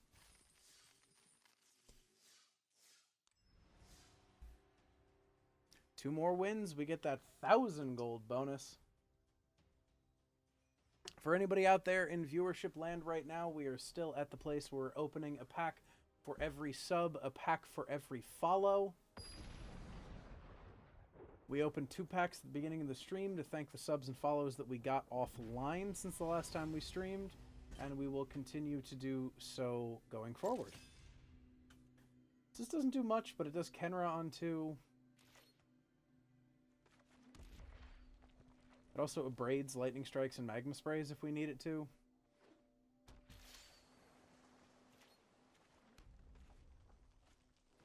Kenra. Bits are a little bit expensive, or can be, because Twitch wants to wet their beak on giving us stuff, you know, us the streamers. Most accounts do have the option to watch ads to get free bits, so there is always that. That's where Jared gets a lot of his bits. Then I believe a fair bit of where CJ gets his bits as well. That's where I have gotten a bunch of my bits in life also.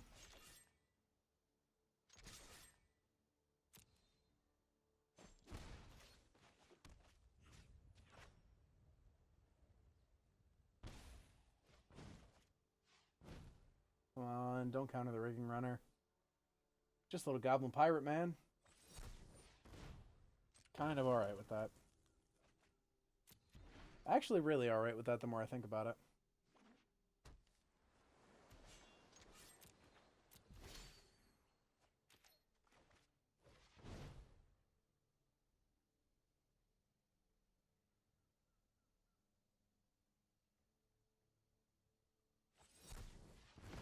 Old-fashioned cancel.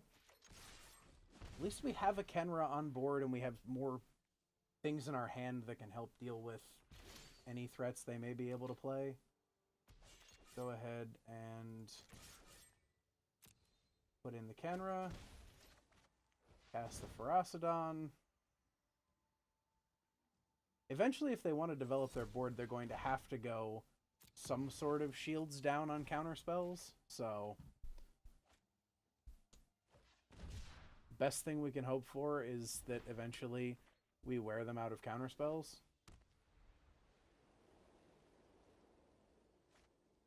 So now, yeah, we do have things like Seal Away to worry about.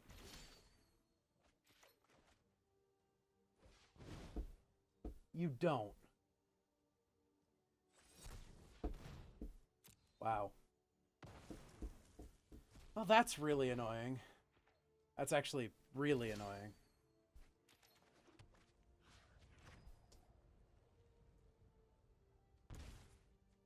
Go ahead and main phase this. I'm gonna go ahead and main phase this lightning strike because I want to do whatever I can to get counter spells out of their hand. Yeah, the more counter spells I can get out of their hand, because we've had 1, 2, 3, 4, 5 counter spells already. Teferi, Teferi. It's always fucking Teferi. 752 because we wouldn't want to upset the throne. Thank you, sir. Greatly appreciated the 752 bits. Keep the throne where it is. Because, of course, we want to keep the throne where it is. There's probably a count. There's not a counterspell coming here. This is going to hurt. This is going to hurt. But we need it to attack. She attack. She protect.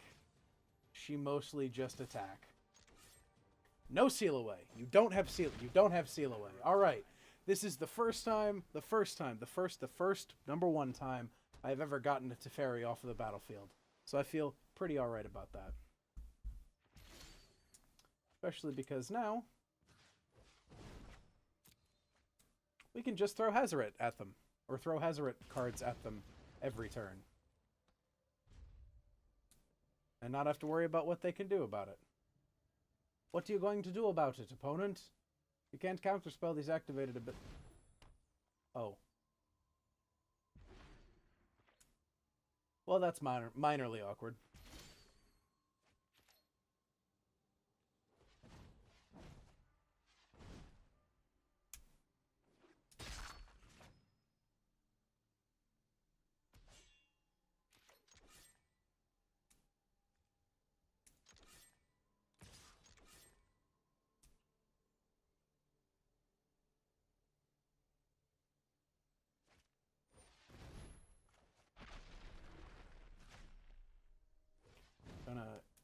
braid that Kenra, because now we can internalize the Kenra on our next turn if we get a land.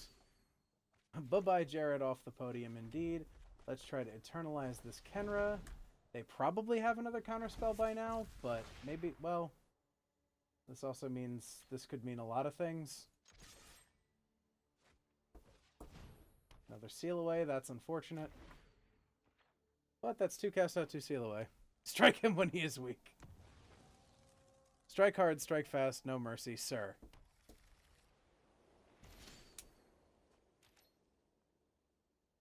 Considering you will only have until midnight, I think, East tonight to continue this bit shenanigan, you want to get in as many bits as you can to get on that, keep on that leaderboard. Well, fuck.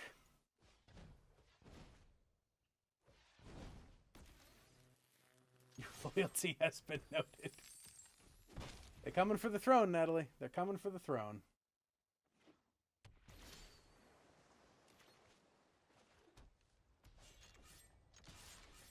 Can we defeat?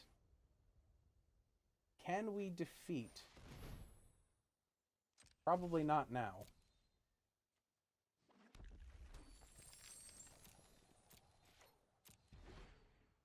2, 4, 6, 8, and enough mana to activate every time.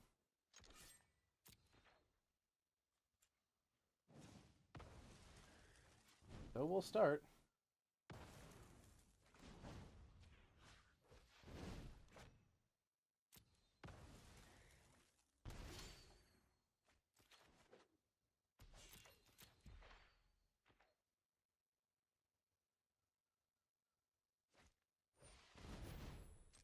Nezahal.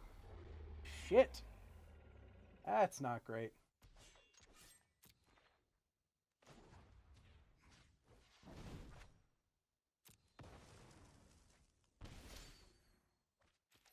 Fuck, top of my library. Come on.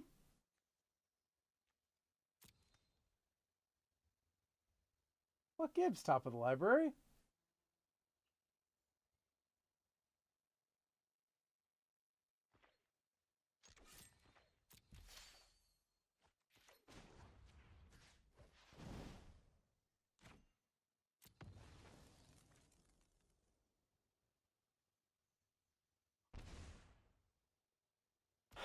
Come on, a burn spell.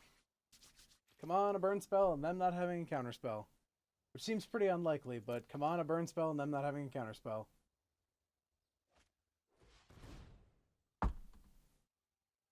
Good game, opponent. Good game. Approach. Blue-white control. Annoying. Can we get 2 more wins in? Let's see if we can get 2 more wins in. Luda!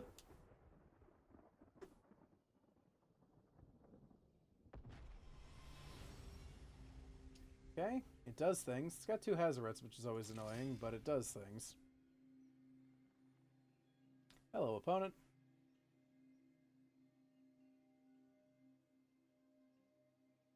Opponent mulled to 6. Come on, 5. 5, 5, 5, 5, 5, 5, 5, 5, 5. No, 5. Can't get everything, I guess.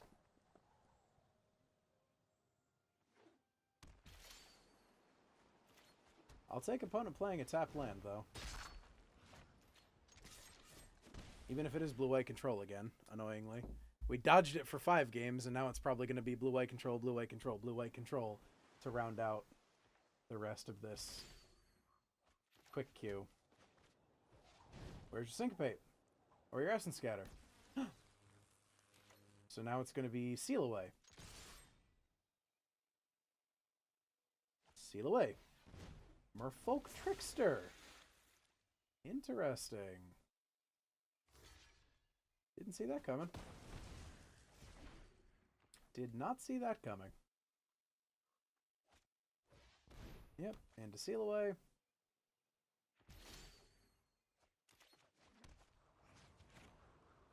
Get in any damage we can as long as we can. Gotta get as much damage as we possibly can in here.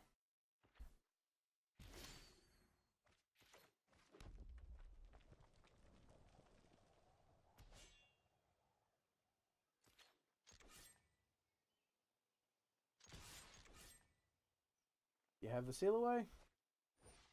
Yeah, you're gonna be pretty upset you had that seal away. Resolves. Oh, can't cast that. Can cast that though. I kind of hope this is like the Wrath flashlet. Well, we'll never know. But Trickster is fantastic. I really like that card. Alright, we've got 2 more losses to give and 1 more win to get. Let's see if we can get that 1 more win in flash and style.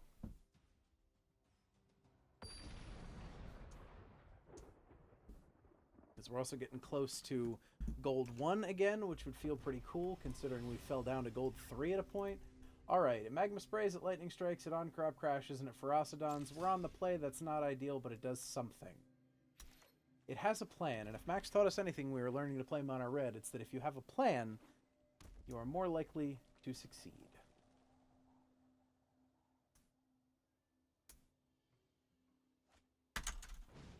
Soulscar Mage, go away, you annoy me.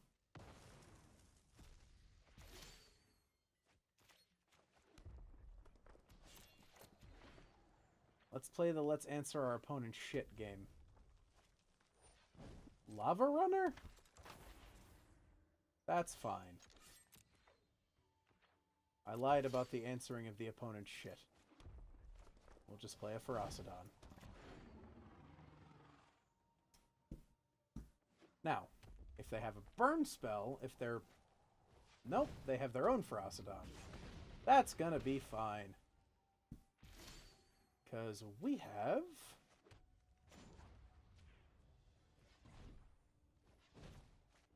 a Lightning Strike for their Ferocidon.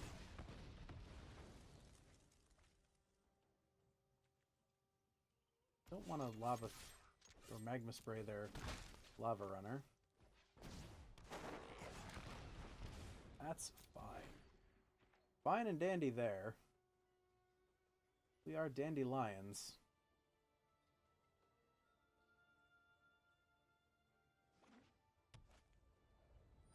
Sure. Sun scorch me, bro.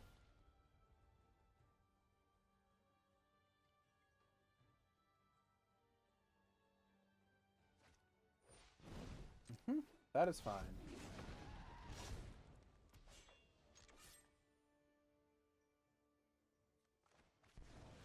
Go ahead and get their Lava Runner out of the way so we can attack them with the most impunity.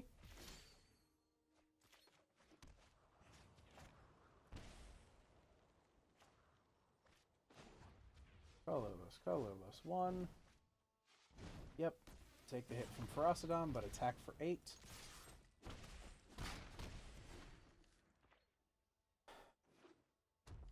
Okay, can they play 2 things out of their hand here? If they can't get 2 things out of their hand, that means their Hazoret cannot attack. That's fine. Yep, that's fine.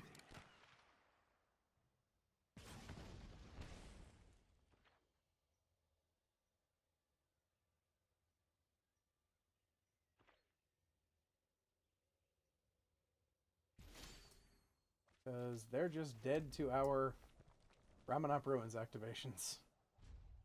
And they can't play anything else without getting Rampaging Ferocidon.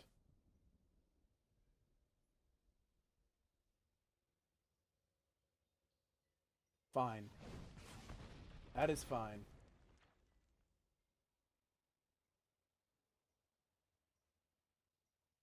Get Ferasa dunked upon. Yep, they are dead to our Ramanop Ruins activations. Hey.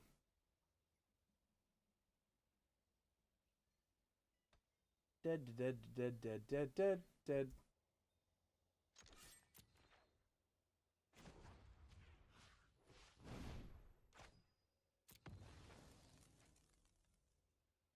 Barrett 2.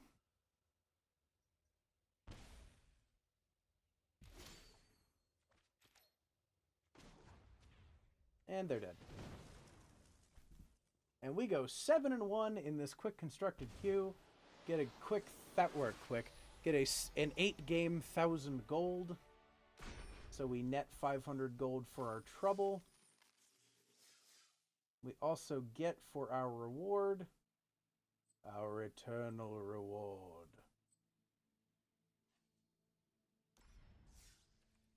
Which the game doesn't want to give us for some... There we go. Our eternal reward.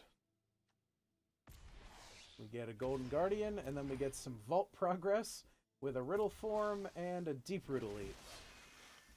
That's true. That's true. We could have gotten 2 damage in from attacks and then killed them before they untapped, because Ferocidon has Menace, and I keep forgetting that, because Ferocidon is just frigging good even without the Menace. So, it's a Vault Progress.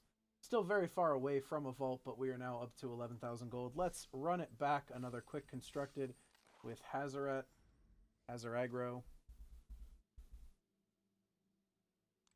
Let's go.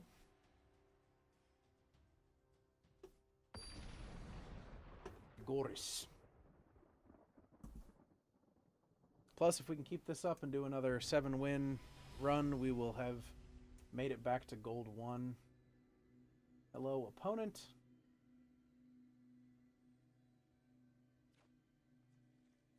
It Magma Sprays, it Earthshaker Kenras, it hopes for more land. On the draw, we'll take it. Opponent has Canyon Slough. Yes, I know it's slew. It slices, it dices, it even makes julienne fries.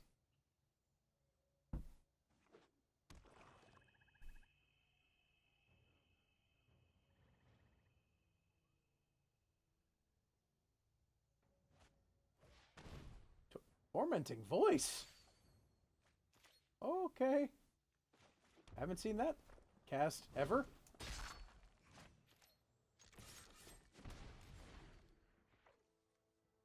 I've never seen anyone cast that card in this beta. Lay bare the heart. What is this deck?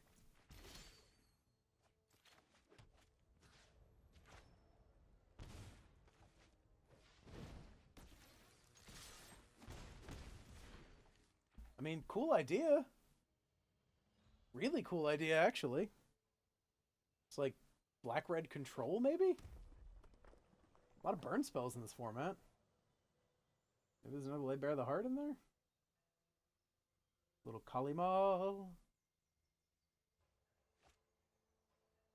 Another Tormenting Voice.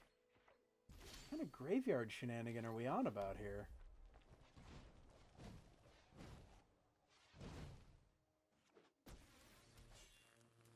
See what 8ing their face does?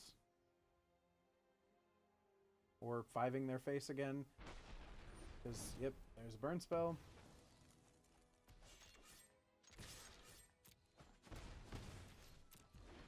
Come on, land Glorybringer.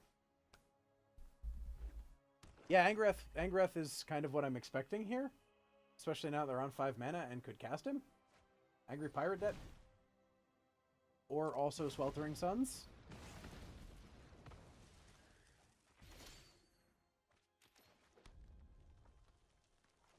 Get in, Glorybringer. Now's your time. Now's your time, Glorybringer. I said now, Silent Bob.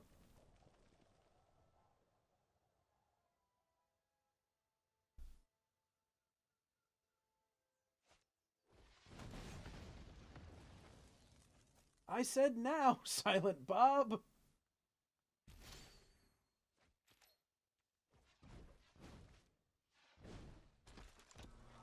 I mean, a land eternalizes a Kenra, which seems pretty good.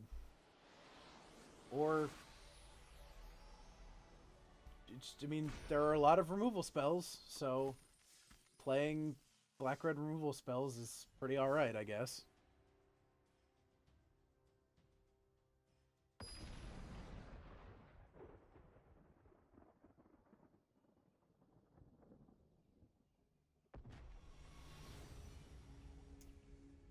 There are a lot of removal spells.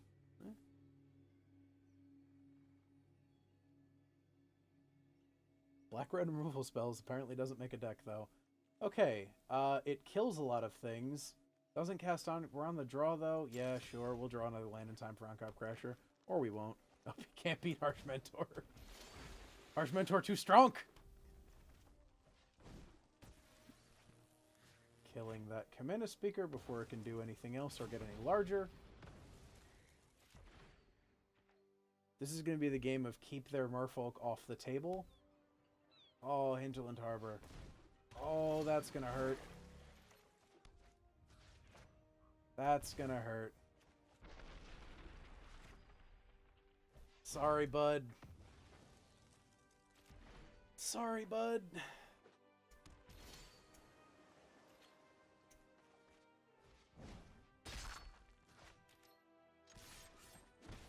Harsh Mentor is harsh. Pun chicken.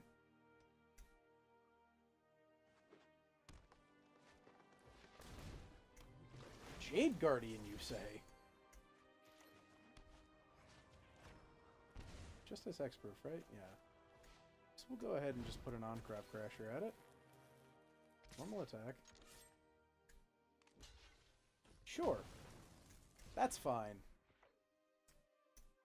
I don't know if I see you having another one of those. Fine, fine, fine.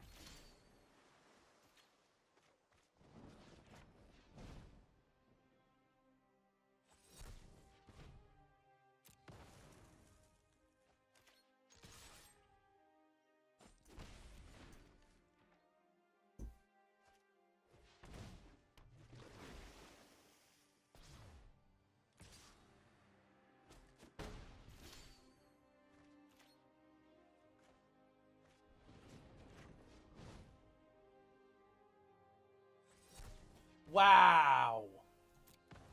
Wow! Holy shit! That's fucking annoying. Double Spell Pierce. Have it thrust upon you.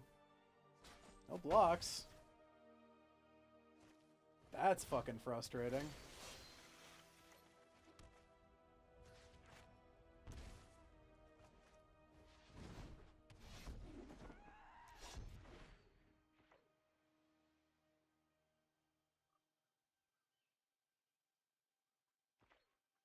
Love a red mana.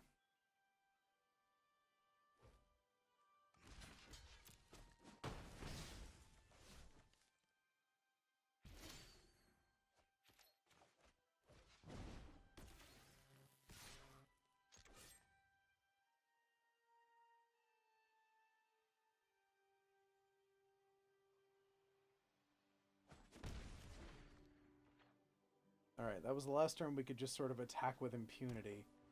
Because if they had a Lord here, that could have killed us. No, wouldn't have killed us. They would have had to have had 2 Merfolk. Yes, why indeed play black-red removal when you could just play mono-red?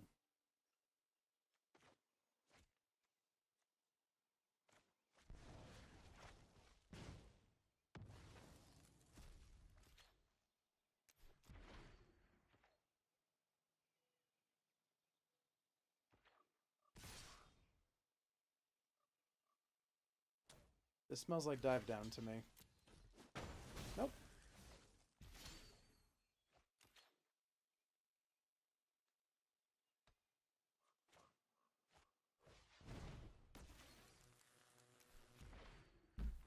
I would love red mana.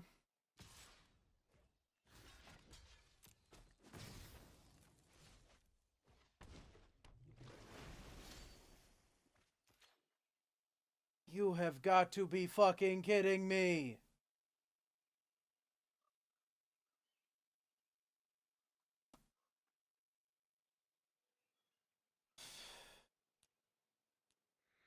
Well, sometimes draw 4 land, 3 of which are colorless.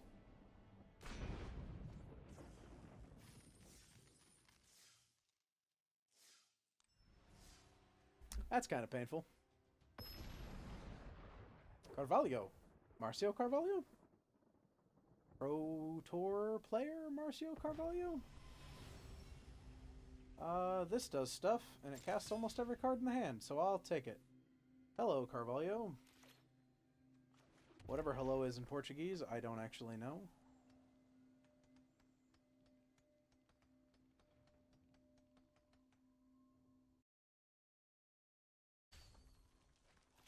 It would appear opponent is playing the mirror, so we'll do the things we can get the most damage done with. Nope. Opponent on some sort of weird blue-red deck. So we'll deal damage to their face with our mans. 6 points of damage seems pretty alright.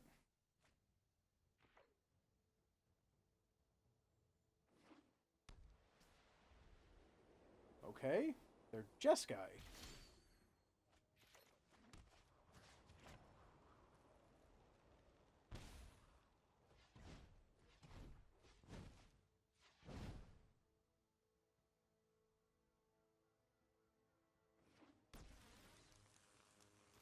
Figuring there's a seal away coming.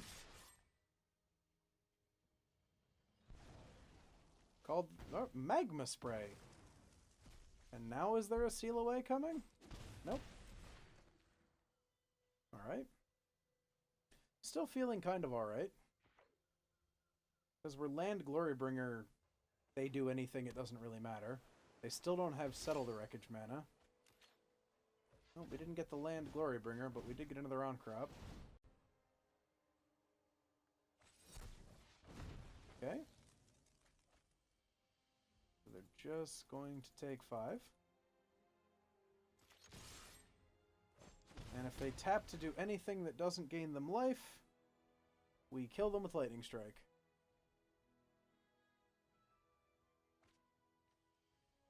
We've put a land in.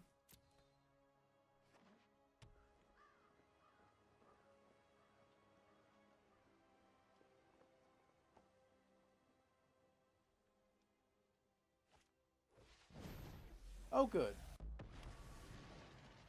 This isn't a fight you can win. Oh, but isn't it, though? I'm not ready for this quite yet. Good game.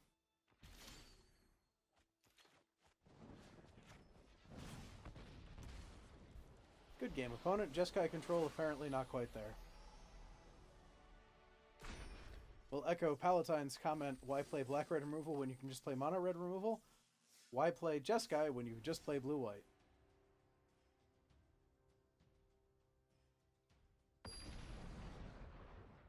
Avery of the Elves. Avery of the Elves, if you're not playing green, I'll be quite cross. Too high. Too high converted mana cost on that one. Freaking runner on crop crusher lightning strike? Sure. On crop on top? Sure. Let's go for a 1/1 that doesn't attack on turn 1. How's about that?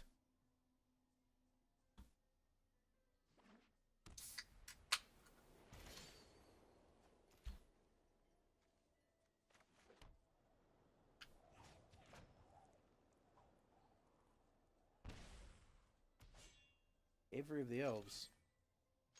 Leading on a plains does not make me think you're of the elves. Cycle away that cast out. Cast out. Cast out!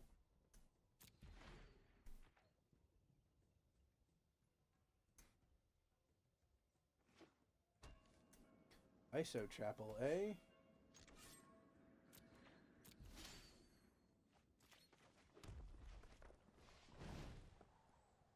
Go ahead. Hit it with your seal away. Hit it with your seal away.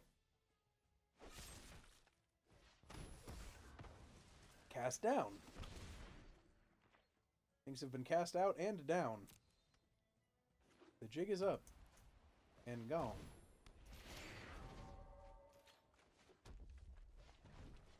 Sorry, Mavrin. Off you go. Can't have you lying around mucking up the place making tokens. Land. Land. Land. Land. Not land. Still good, though.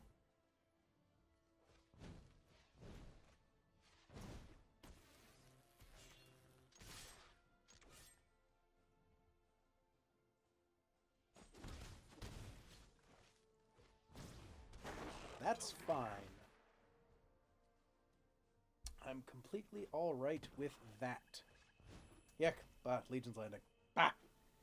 Makes so many tokens!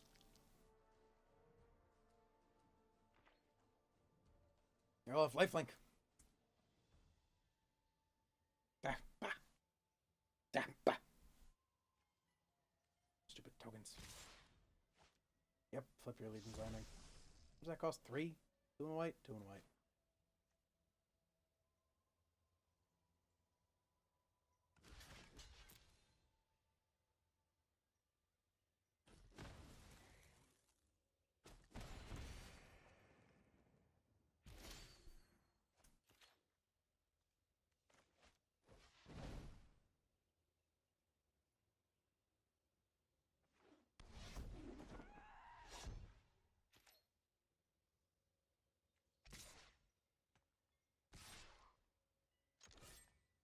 First strike keeps the lifelink away.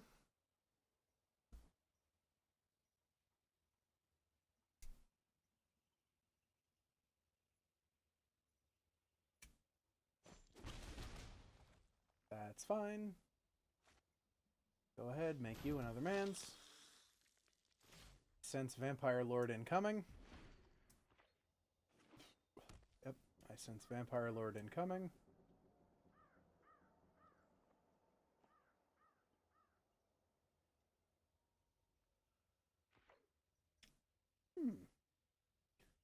Interesting.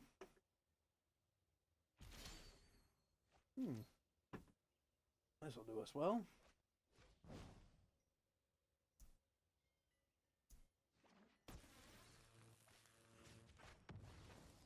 Go ahead and get rid of one of those. That way if they want to make another one, they gotta tap down their mana.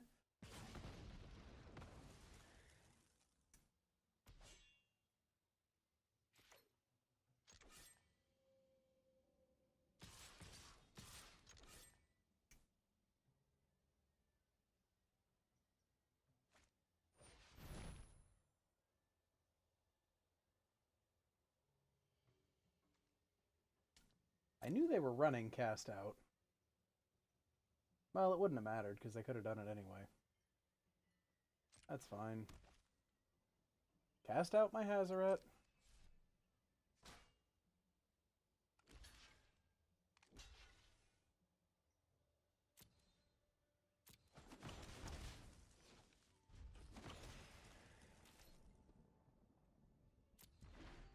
Yep, that's fine.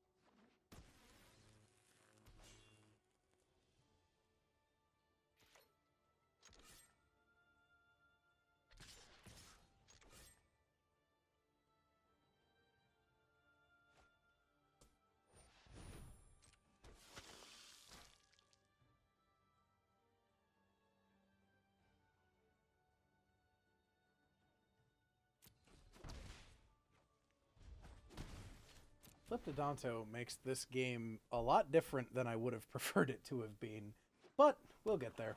I have a feeling. Yep, Vanguard still fine.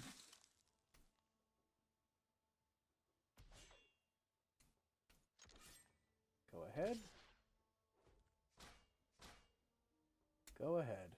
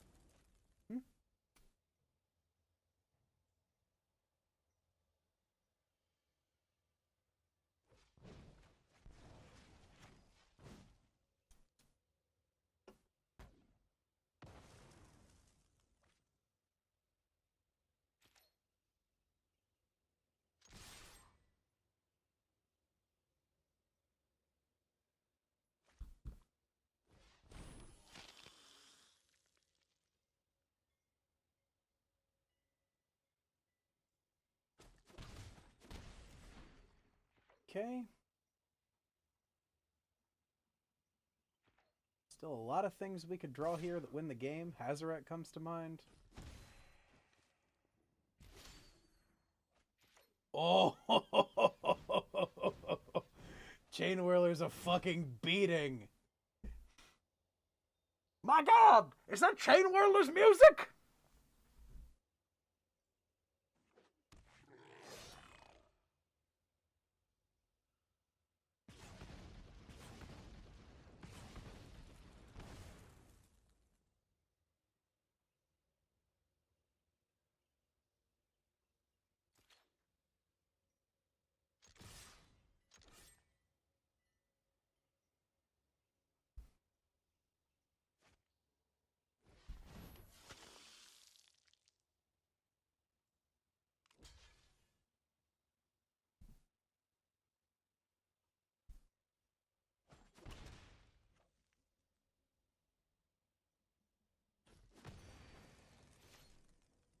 Alright. Any burn spell off the top. Any burn spell off the top. Any burn spell off the top. Any burn spell off the top. Any burn spell off the top. Any burn spell off the top.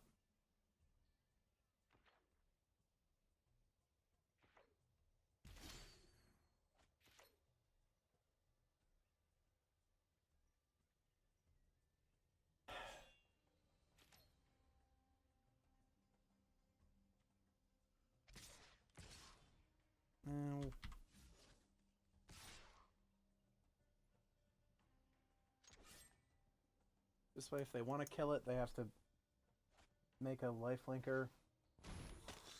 Block with both. I kill both. On-crop does on-crop things.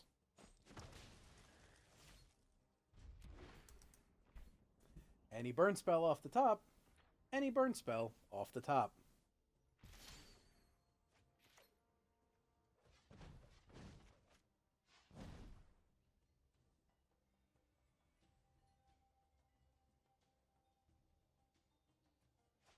Any burn spell off the top.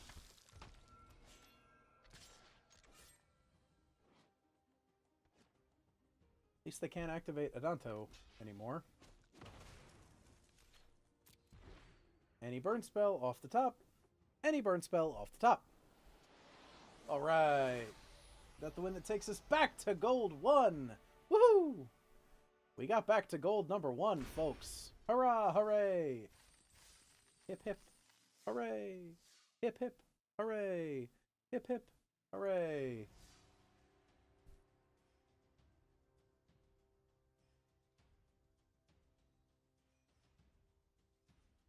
Yes, Harsh Mentor is a burn spell for Adanto. And it worked out very, very, very, very, very well that way. Because that was going to be the grinding way for them to get out of the game. Alright, I like this, I like this, I like this. Hello, opponent. Mondo Titan. Very, very big, very big. Mondo Titan.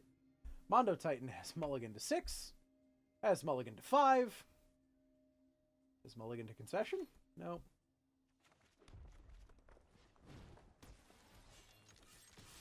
Not like this, Mondo Titan. Not like this.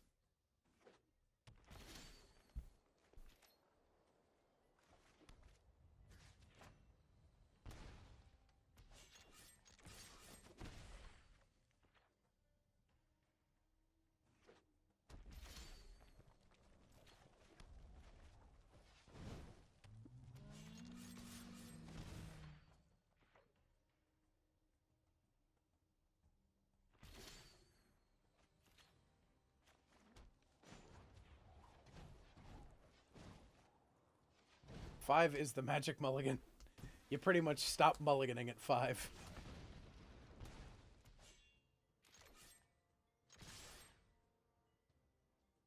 Get 7 to pawn?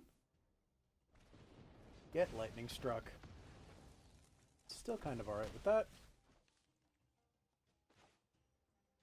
Yeah, go ahead and play this Firebrand now. Was gonna hold it, or was holding it because of the Ferocidon, but I'll take it now.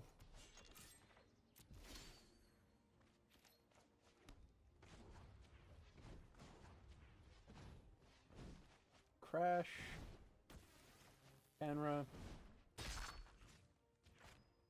Get 9, 10 to palm. And they're dead on the untap. Woo, this deck is quick. Ooh, this deck be something. Go ahead, grow from the ashes. I'm sorry you had to mulligan to 5.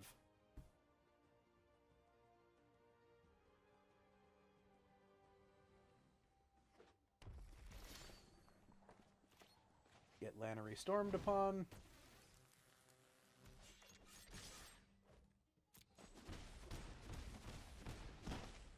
Yeek.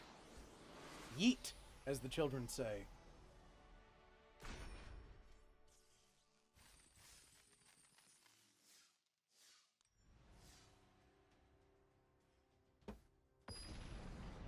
I think what we'll probably do is we've been live for about 2 hours and 15 minutes now. We'll probably finish this quick constructed. Whenever it ends, we'll call the stream for the day.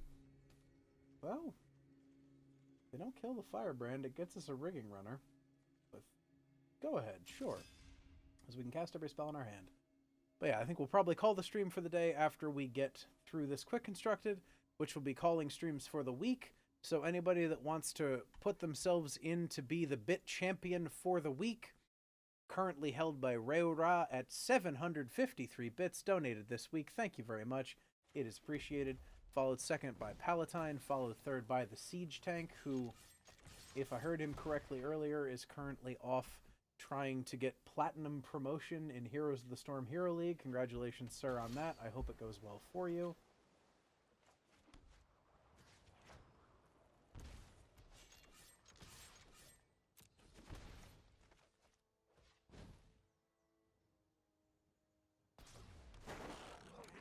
Pirates.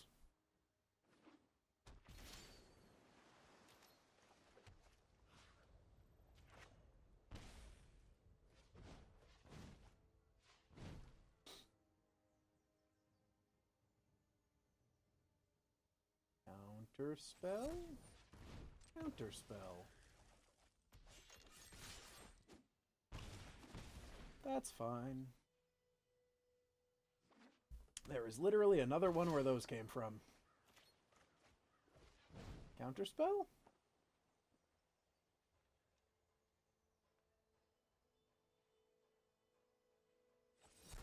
Counterspell.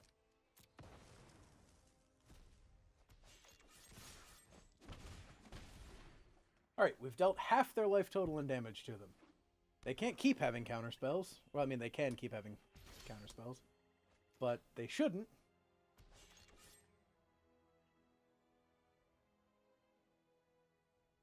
Yeah, Sunscorched Desert.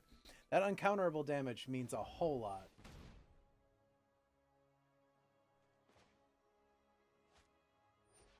We're going to Magma Spray so they don't gain life.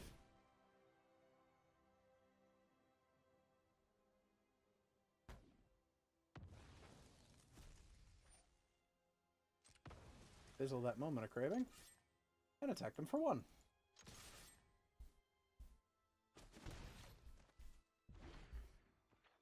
That was kind of painful, but at the same time, it needed to happen.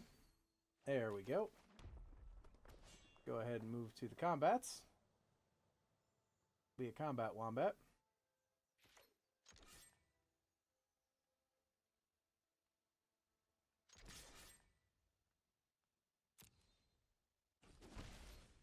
And here's hoping we aren't walking right into a counterspell. And we are. They always have a counter. There's too many damn counterspells in this format. Never don't have it. Oh. They actually do have it. Or don't have it. Sometimes don't have it.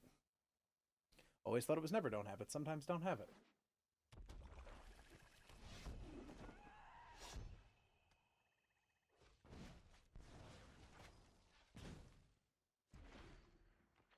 Alright.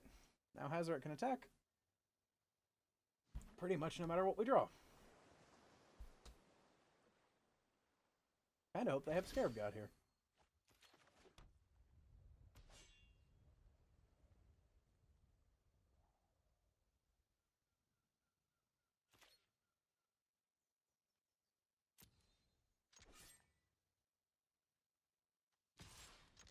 Just going to attack with Hazaret because we have 2, 4, 5 points of unpreventable damage.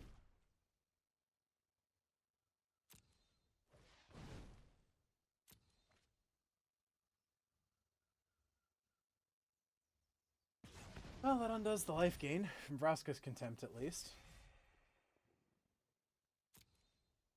That's painful. But, again, we have 2, 4, 5 points of uncounterable damage if we draw another land.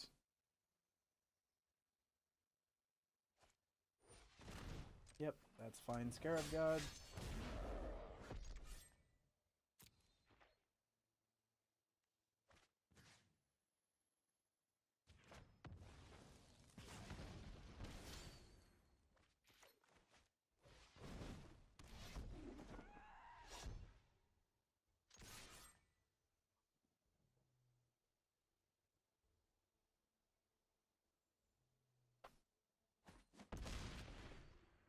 Okay.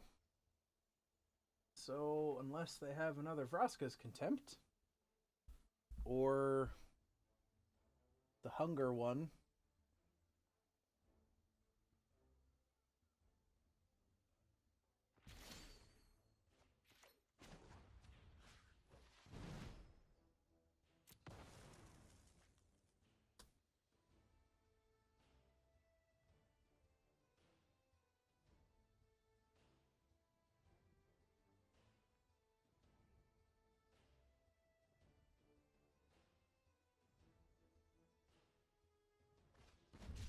looking for a Vraska's Contempt? Or a Moment of Craving?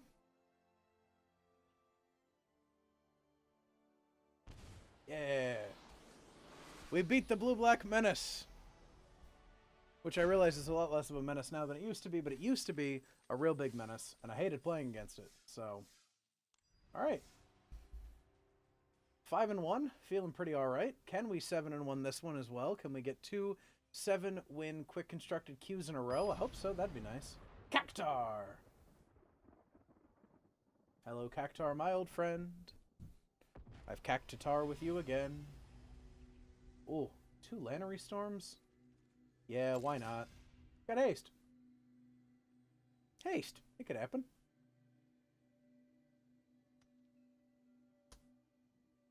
Cactar, Cactar, gotta find that Cactar.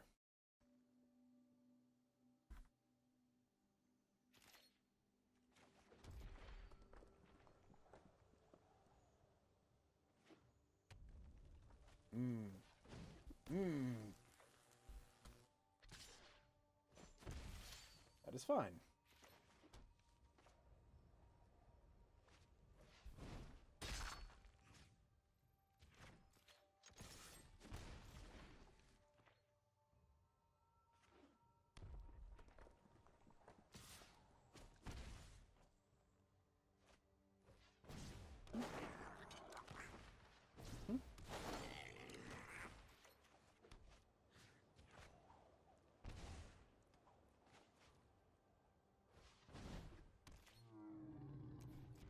The first strike on the Rigging Runners is kind of annoying, especially with the Fanatical Firebrand being around, because that means that the Ferocidon can get bodied by them. Oh, that's a lot of damage.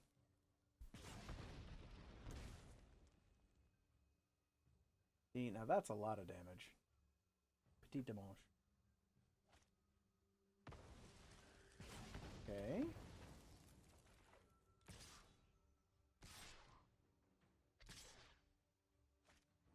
And they exert. Okay, that's still fine.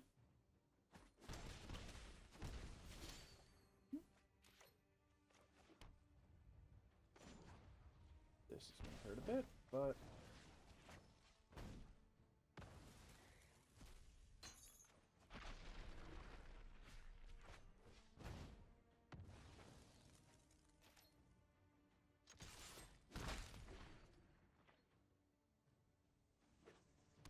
Yep. Hazaret incoming. Because they always have it, even when we don't.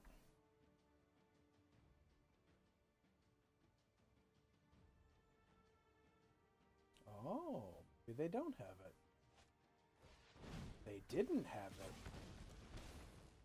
They do a lot of damage coming at our face. That's kind of annoying.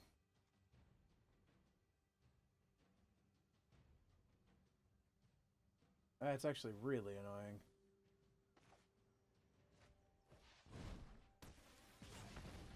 Yep, that's bad. Yeah, we're a burn spell away from dead. We're this Hazaret away from dead. Wizard's Lightning, that's fine. Well, sometimes you get mono reddited. Alright, this could be our last game. If not, we could have 2 more games to play. Thanks everybody for hanging out in the stream. Appreciate it very much. Appreciate it greatly. Probably be back tomorrow night to do more of the same thing with the Monday night stream. That's kind of become my norm over the course of the last couple of weeks. So, alright, it casts every spell in the hand, and Fanatical Firebrand's on 1. We'll take it. Can also cast multiple red spells without damaging us, which is another thing that I will take.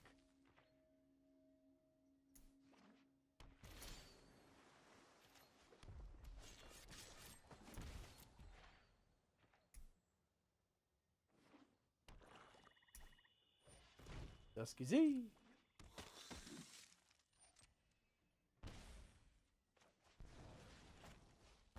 Bye-bye, Dusky Z. Bye, Easter Bunny. Hey, now we can kill a Scarab God and have it be exiled. I always feel pretty good about being able to kill a Scarab God and have it actually go away when it goes away.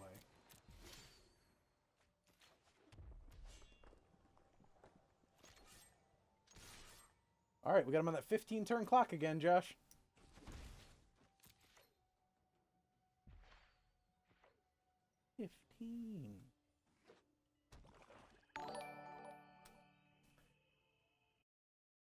Meme513 has followed. Thank you, Meme513, for the follow. As soon as this game is over, we will open a pack in your honor. Thanks for hanging out with us here on this Sunday night, Meme513.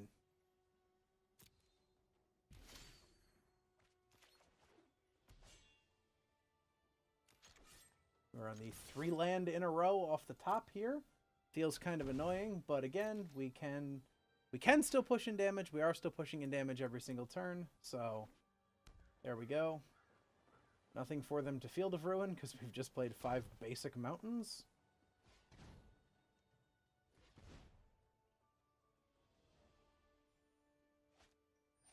Doomfall. The children of Doom. Doom's children. Ooh, yeah, that felt good. We still have the out to Scarab God.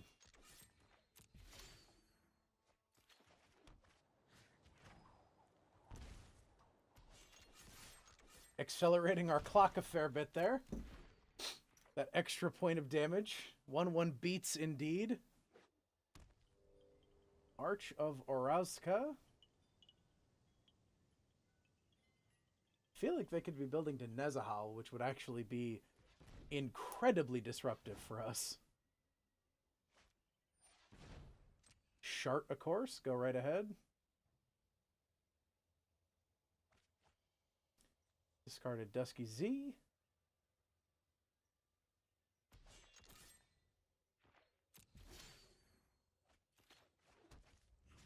Would you look at that? We just accelerated our clock by 2 whole turns.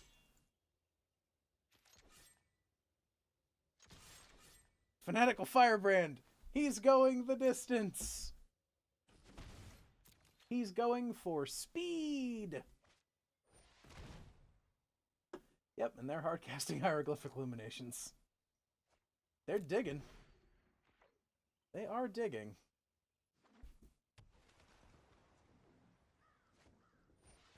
Liliana Death's Majesty. Yep, that gets in the way. You will watch me as I kill you. Probably will. Another minion never hurts. Ooh, something that isn't a land. Well, I'll be a monkey goblin's uncle.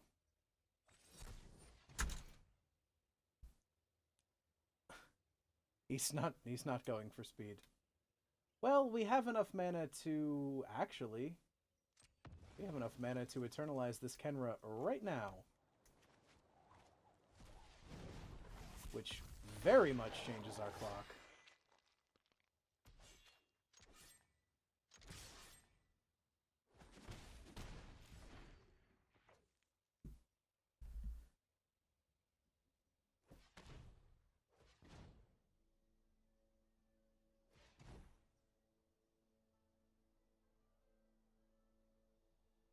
Yep, this is gonna hurt.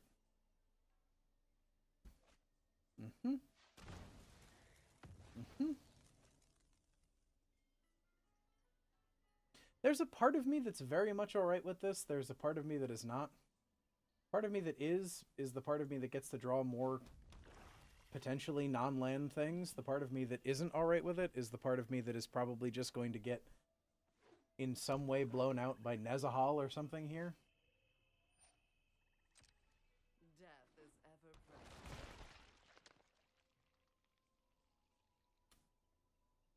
Well, they milled the Chupacabra, which is definitely something. Black Vraska's Contempt. That life gain's a real pain in the D-hole.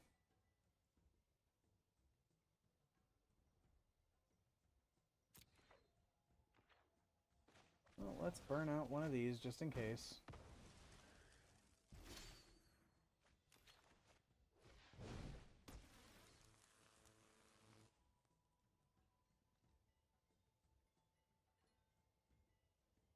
From your graveyard or from a graveyard? Your graveyard. What do they have? They have a Chupacabra, that's a problem. And they have some Dusky Z's.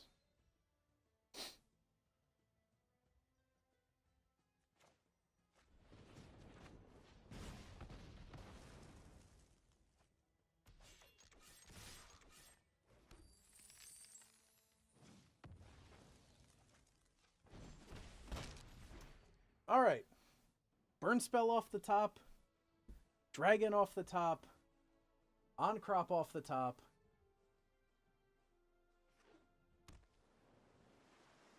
Very many things do a very lot of damage here.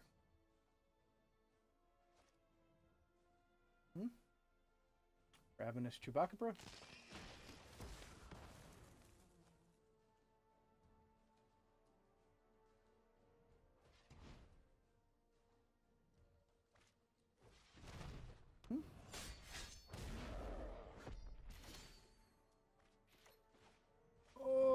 Don't have the counterspell, don't have the counterspell, don't have the counterspell, don't have the counterspell, don't have the counterspell, don't have the counterspell, don't... Damn it.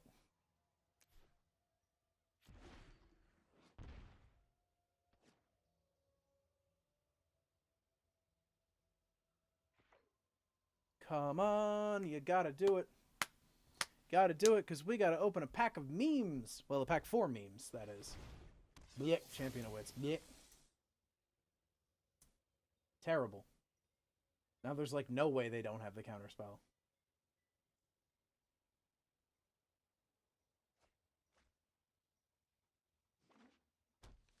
Oh, one card in hand. I prefer Only one card in hand. Probably a counterspell, but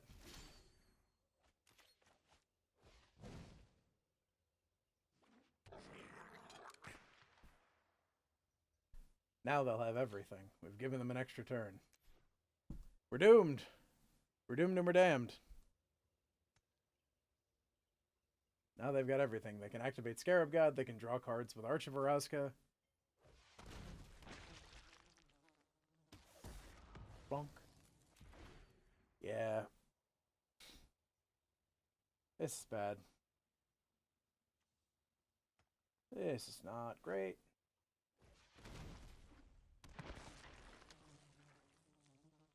Hey, we're dead. We're very dead. Alright, well, we stay at gold 1 to end off the stream. We got a 5 We got a 5 and 3. Not our best, but also not our worst. We have Kazarov, Sengir Pureblood, Oathsworn Vampire, and hey, Mox Amber. Love for one of those in paper, but don't really know if it's any good here. We gotta open a pack. We gotta open a pack for Meme 513. Meme 513 has gotten us some vault progress and oh, rare wild card. Yes! Haha! Thank you, Meme 513, for the rare wild card. That is awesome. Getting rare wild cards, one of the biggest, absolute biggest bottlenecks for deck building for me right now is rare wild cards. I've got 5 mythic wild cards. I can do pretty much whatever I want with those. 8 uncommons, 14 commons. The 8 uncommons is a little slippery, but, you know, it'll build us something. But that rare wild card, that helps a ton. Thank you very much, Meme 513, for that rare wild card. That's all for you. Everybody else, and including Meme 513, anybody who is there in the chat with us, thank you for hanging out for the last 2.5 hours. We will be back tomorrow evening with more stream, more good times, more pack openings for follows and for subs, a brand new week of Bit Wars for people to get into, unless some nonsense happens off stream or right now, for before the end of the stream. Rayora will win this week as our #1 bit tipper. Thank you so much for all of your cheers, all of your bits, all of your subs, everybody else. Thank you so much. Thank you for being our friends. Have yourselves a good evening, and we will catch you on the flip side. Bye, everybody.